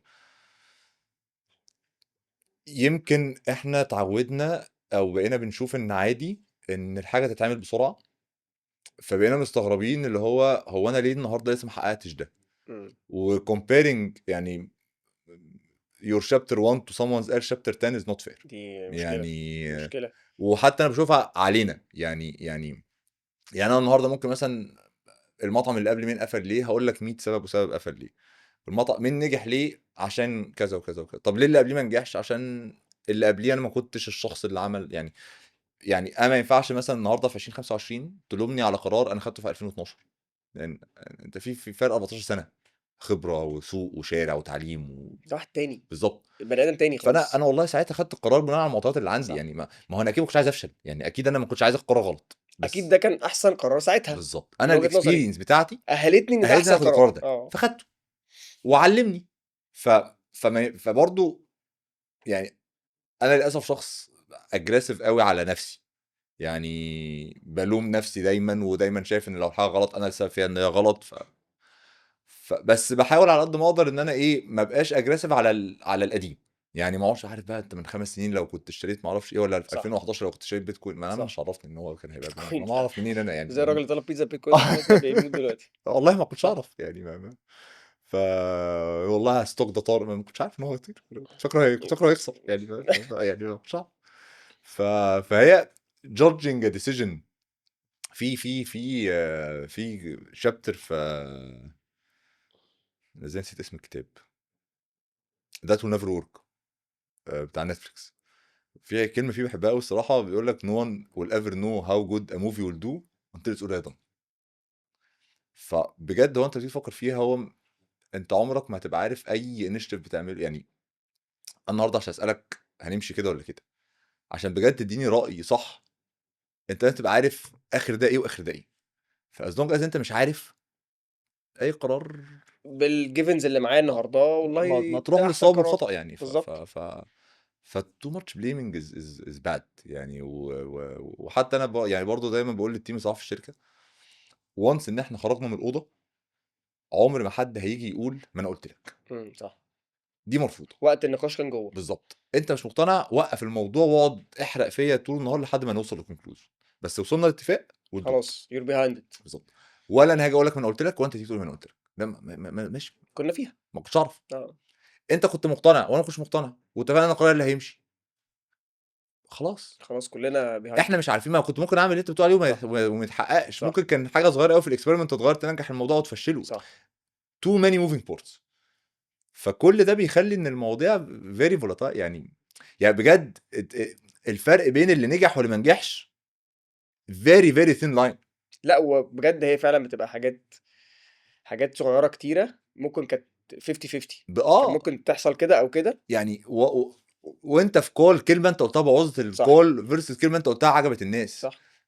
كل ده بيحصل. لا او حدث من احداث مثلا زي ولا روسيا ولا اوكرانيا بدل ما كانت تحصل في فبراير لو كانت مثلا حصلت في اوجست، لا ال6 شهور دول مثلا كان ممكن شركه تفرق الشركه تعيش او لا. بالظبط. الرانوي خلص او لا. عرفوا يقفلوا راوند ولا لا. اكزاكت. فهي كل حاجه يعني مفيش حاجه جيفن، كل حاجه مطروحه لان احنا نعملها صح ونعملها غلط. ففي الاخر اجان ركز بقى ركز على الشغل، ركز على شغال الجو قدامك الموجود دلوقتي. اللي انت بتعمل. ركز في طريقك فاهم، ركز في كتابك صح وورقتك وخليك وبلاش يعني ايه ما تعظمش قوي اللي انت بتعمله عشان هو مش انت والله خالص يعني ما يعني انا برضه انا بالحاجات اللي بتعصبني بصراحه اصلا يعني الله انا ما اعرفش.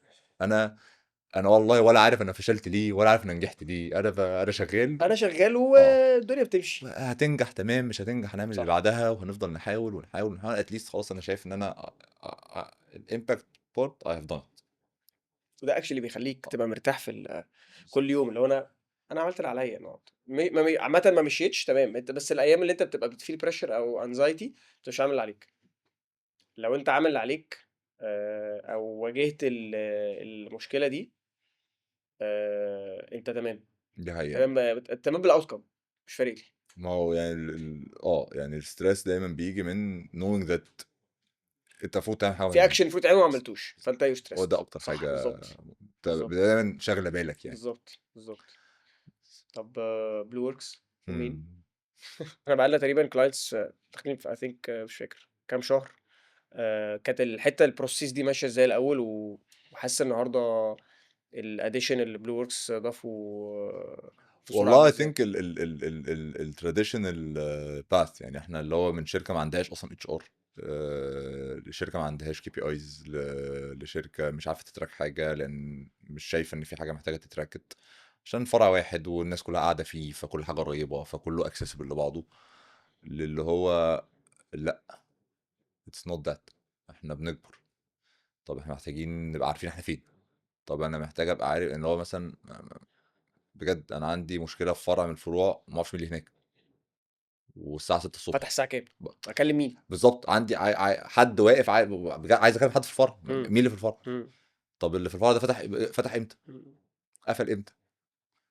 وعارف بقى الحلول اللي هو ايه، نعمل جروب واتساب ويا جماعه قبل ما لايف تفتحوا لوكيشن، ابعتوا لي شير لايف لوكيشن. وما تقفلوا ابعتوا لي ايه يا معلم احنا في يعني ما ايوه صلي على النبي يعني صح انت بتعمل ايه صح. يعني فاهم. وتقعد انت بقى اللي هو تشودن بي ده انا عايز اوصل لمعلومه دلوقتي، بالظبط. مش محتاجه اكلم مكالمتين عشان اوصل لمعلومه يعني. فاهم كلم مدير الفرع يقول لك معلش يا ريس والله انا تعبان. طب ماشي مين اللي هناك؟ كلم ابراهيم. هيقول لك ابراهيم ما يقول لك. والله يا ريس اصل انا الفرع بس بتاع اللي جنبنا حصل فيه مشكله فرحت لهم. يا جماعه انا عايز اوصل للراجل اللي في الفرع ده اكلم مين؟ فتقعد بقى تلف حوالين نفسك. فاللي هو لا يا جماعه عايزين مدير التشغيل نفسه عايز اما انت تقعد كده هو ما يفتح التليفون هو يبقى عارف كل فرع مين في مين فتح امتى قفل امتى بيبص على ايه خد اجازات ولا ما خدش اجازات وقعد اوفر تايم ولا ما قعدش اوفر تايم. هو في الاخر طب ما انت اصلا يعني انا نفسي الناس تفهم ان انا عايز اعمل كده عشان اديك حقك. هديك حق يعني انا عايز لو قعدت ساعه زياده احاسبك عليها صح. مش عايز اكلها عليك بس تحققها بالظبط. بالظبط كده. ففي حته كده وصلنا لها اللي هو الشركه بتكبر ولازم كل حاجه تبقى منطقيه وكل حاجه تبقى تراكت لان هو خلاص هو مش فرع واحد انت قاعد فيه بالليل او مدير في قاعد فيه الصبح فالدنيا الدنيا قريبه. ملمومه، بالظبط ساكن جنبه هعدي عليه. بالظبط. لا انت عندك في فرع ممكن ما تروحوش. صح، الساحل ولا الفرع الجديد اللي هو درايف فانت الجديد. عندك مثلا فتره الصيف دي 8 فروع انا مش هلف هتلف بقى على لحد ايه؟ ما فروع. ما انا مش ميكروباص يعني صح صح فيعني صح ف بس طبعا بتاخد بقى وقت صح. ان انت اصلا زي ما كنا حتى بنتكلم يعني هو عمر التاك ما هيحل لك اللي انت مش عارف انت عايز منه ايه.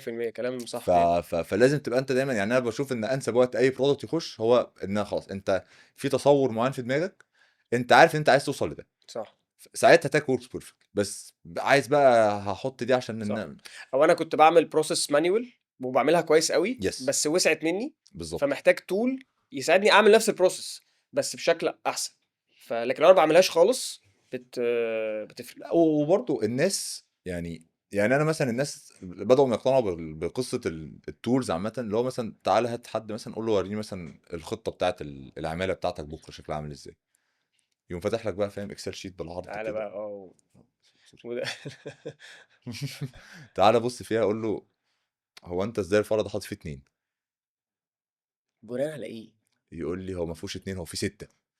ما هو يا ابني مش طب محطوطين هنا 6. ما انا قايل له. اصل انا نسيت وقلت اه لهم. قلت لهم، طب انتوا هم سمعوا بعت لهم كلامك؟ فويس نوت. لا. طب ليه ليه يا صلاح ليه؟ طب هكلمهم دلوقتي يا عم انا مش عايز تكلمهم مش عايز دلوقتي. تحل، انا بتكلم بس ليه دي انا حصلت. طب تلاقي مثلا في القبض مثلا نزل لك واحد في 6 فروع. يا جماعه هو الراجل ده هو بيشتغل فين؟ لف على الفروع. لف على الفروع كلها. طب هو قاعد هنا قد ايه ما اعرفش. طب ايه يعني محتاجين شويه نظام يعني فاهم put صح some structure into the chaos عشان بس اتليست تبقى عارف تتكلم مع الناس تعرف تحاسب ما انت على فكره بقعد مثلا اقول لهم يقول لي ده ما جاش النهارده هنخصم منه. يا عم الراجل بقاله 30 يوم ما خدش اجازه ان شاء الله عنه ما جه سيبه يريح شويه خلي يعني برضه يبقى فيه رحمه. ما عندوش بقى هو الداتا دي، لا او يعني ما مش هو توب ما اوف مايند. يعرفش هو مش شايف. صح وهو الناس متخيله ان انا هبقى افتكر صح مش هتفتكر. صح. تفتكر ده اللي ايه ولا اقنعهم ايه ولا بتقول عامه. بالظبط. فهو لما اقتنعوا ان في مشكله وشافوها ما الشركه كبرت لما بقينا 200 موظف لا يعني ات وونت جو يعني manual will not take you beyond اللي انت فيه، صح فانت هتفضل في نفس المشكله. صح. فخلاص بيقتنعوا ان اتس اباوت تايم ان احنا محتاجين طول اللي يدير بقى يساعدنا في اداره ده. بالظبط.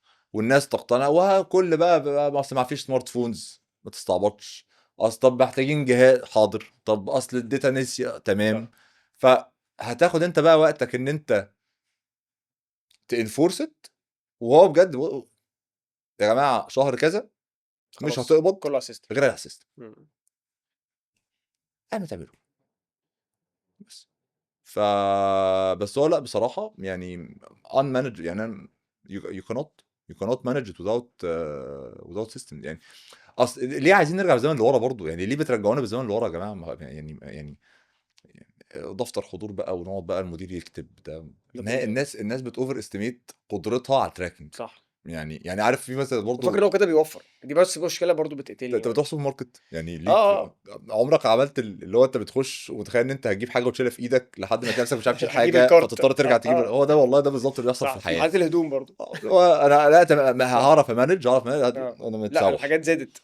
فانا محتاج ارجع بقى. طب كنت جبتها من الاول وانت على الباب. فهي دي اللي هو ده اللي بيحصل والله في كل في الشغل يعني. صح. واتس نيكست فور مين الاول؟ والله هو مين واتس نيكست از هو اتس اكشوال نوت واتس نيكست. هو احنا دلوقتي في المرحله اللي احنا بنحاول بقى يعني ناتشيف الحاجه اللي احنا كنا المفروض بقى لنا 4-5 سنين بنبني عشان نوصل لها، اللي هو اكسبانشن. صح. ان الموضوع يبقى مور اكسسبل. فاحنا دايما كنا بنتلام ان احنا بقى لنا كتير قوي فرع واحد.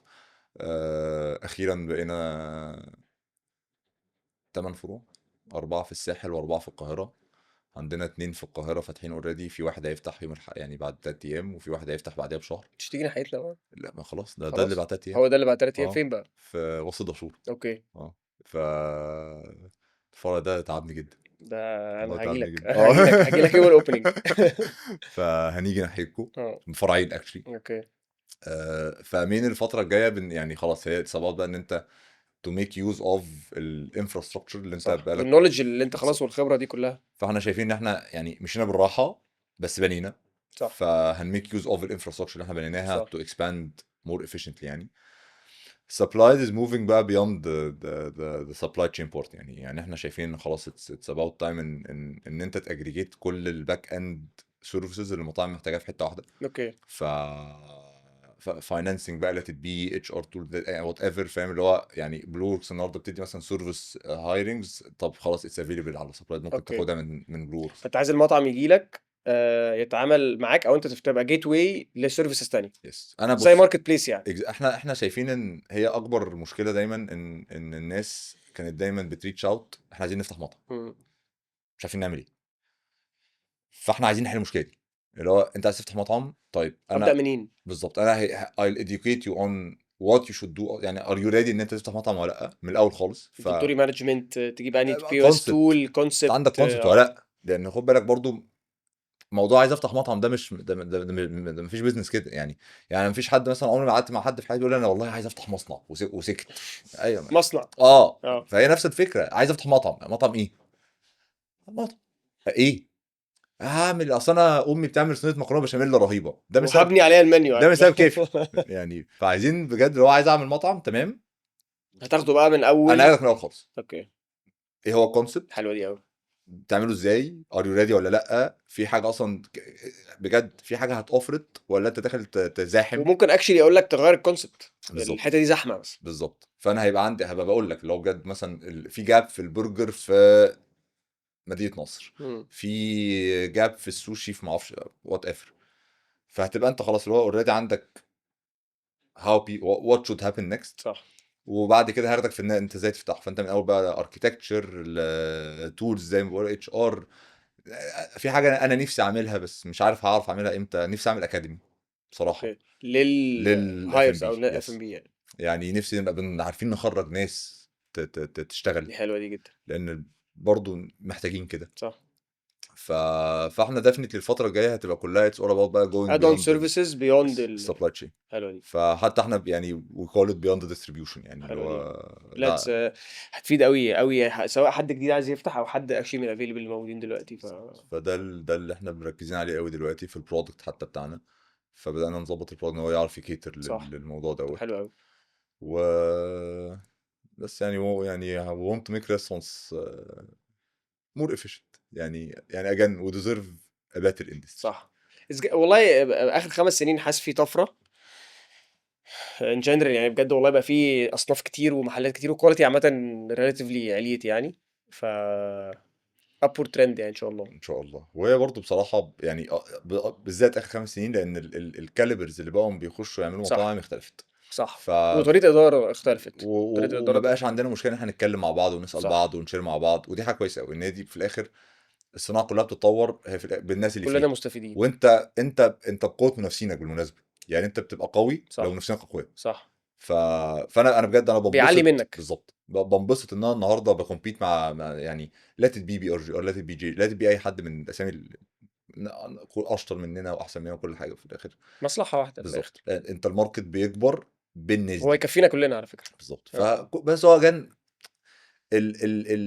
كلنا اثيكال بقى، فاهم؟ انت المشكله بتبقى دايما في وجود بلاير نون اثيكال، دي اللي صح شويه بتعمل مشاكل. صح وهو السوق بيطلعه بره صح. لوحده. بس غير كده انت عمرك ما هتبقى انت لوحدك سوق، لازم السوق بقوه الناس اللي فيه. ف فالصناعه بتطلع عشان الناس اللي فيها بقوا شاطرين، بقوا اقوياء، بقينا فاهمين ان هي مش هتتدار كده. فانت لو ما بنيتش شركه بجد مش هتروح في حته. صح ف... فخلاص، فانت شايف النهارده ان الاوفرنج بقى حلو، الاوفرنج بقى مختلف، الناس بقت اكسبوزد، ودي حاجه مهمه جدا. دي مهمه قوي. ان على انت من ذوق الناس شويه برضه. انت خلاص انت بقيت يعني انا بشوف. انستجرام اصلا حتى لو ما بتسافرش انستجرام صح بيوريك. صح صح فانت شايف البرجر المفروض يبقى شكله عامل كده. صح. فده على الستاندردز، فعلى البريشر علينا بقى كوبريتورز ان انت هيحسن منك. بالظبط. صح I فهو agree. السيت اب كله اتطور، وده بيخلي بقى توفيق يعني توفيق ربنا في التوقيت لحد زي سبلايد مهم جدا، اللي هو ما هو الناس محتاجه البلاتفورم اللي هيساعدها ان هي تعمل كده. صح. ف يعني good time to be doing what we are doing، يعني بكل البريشر بكل التشالنجز. ويمكن ده بيجاوب على احنا ليه بنعمل صح كده، يعني اللي هو عشان نقول عليك بقى اوفر نايت سكسس بقى، يلا عشان يلا. ابقى اوفر نايت سكسس. كمان يعني 5 نفسي ابقى سنين اوفر نايت كده سكسس عشان نبقى اوفر والله نايت بقى نفسي. ننجز بقى ونجادج. كمان 5 سنين اه ابقى كمان اوفر 5 سنين اوفر نايت نايت سكسس سكسس بقالك بعد 10 22 سنين. سنه. بالظبط. بس استاذه فرح One operating ritual you won't compromise on. checking the numbers every day in the morning. A tool or app you can't live without. supplied. لا بره واتساب وكده، بره الطبيعي يعني. سترافا. لا ده هو سترافا اوف عشان بحبها، مع انها بدات اشوف ان هي مش يعني يوزلس الصراحه. يعني بقى عندي مشكله كبيره بقالي فتره ان انا شايفها ان هي عادي يعني ريبليسبل، بس ما اعرفش بحب البرودكت جدا. اه بقى بجد طول بره الحاجات اللي احنا بنستعملها يعني اللي هي بره حياه الشغل صعبه. ده انستا باي. انستا باي بقى ريبليسبل فعلا يعني. انستا باي. Recent customer feedback that stuck with you. للاتنين main and supply. سبلايد كان كاستمر انا بجد بحبه قوي.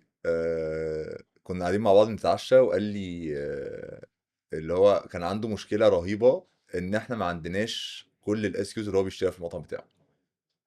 فده كانت حاجه يعني اكشلي خلتنا نعمل حاجه في الباك اند، ان احنا نعمل زي سيرفي مع الكاستمرز اللي هو وات ار ذا برودكت ذات يو ونت اللي اس تو ناقصه اد. وعايز تنجز. اوكي. بالظبط.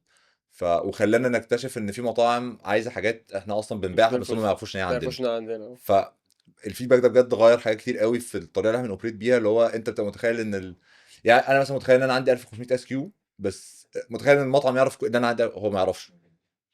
وخلانا لما رجعنا بصينا على الداتا اكتشفنا حاجات كتير قوي. يعني حاجه من الحاجات اللي احنا اكتشفناها اليوزر بتاعنا كسبلايد هو عايز يبقى فيري efficient. فاكتر حاجه بيستعملها ان هو بيخش على السيرش بار يكتب اول حرفين في الاس يو اللي هو عايزه، لو طلع له بيبيك ويشتريه ويطلع بره. فانت اب سيلينج از فيري هارد اون ذا اب. فلقينا ان احسن وقت تاب سيل عليه بعد ما يعمل سبميت للاوردر. فانت اجان لما يعني في ساعات حاجات انت تاخدها فور جرانتد، لما تقعد تتكلم مع اليوزر تكتشف ان لا هو صح. هو في حته ثانيه خالص. صح. فالفيدباك ده بصراحه كان لا كان ستاك غير معايا حاجه عندكم 100%. من دايما الفيدباك اللي بحبه هو فكره ان الناس بتابريشيت ان اتس ا ديفرنت ساندوتش. يعني اي حد لويال كاستمر لمين هو صح. دايما شايف ان البرجر بتاعك مختلف. صح. ف وفيري تاف ان انت تبقى تشتغل على حاجه برضو في ذوق الناس يعني. فانت انت بتبيع حاجه هي معتمده 100% على التيست باد بتاعتك. وحاجه مختلفه بالظبط. اه فده الفيدباك اللي بصراحه هو من اول يوم واستاك معايا يعني. فده مين وده سبلايت. Okay, آخر واحدة the best piece of advice you received recently and from whom? كان في حاجتين. في واحده كانت من حد من الانفسترز بتوعنا. كان في وقت ما كانت الدنيا بايظه خالص. كان يعني كوميونيكيت اللي هو take it easy. يعني take it easy we know that you did good ف take it easy. فدي كانت حاجه يعني في وقت من الاوقات خلتني بجد ابص على الموضوع اللي هو انت في اوقات كتير قوي بتبقى مثلا عايش وشايل هموم حاجات كتير قوي مم. حواليك في حين اصلا ان صاحبها نفسه هو بالنسبه له هو يعني تمام هو جود.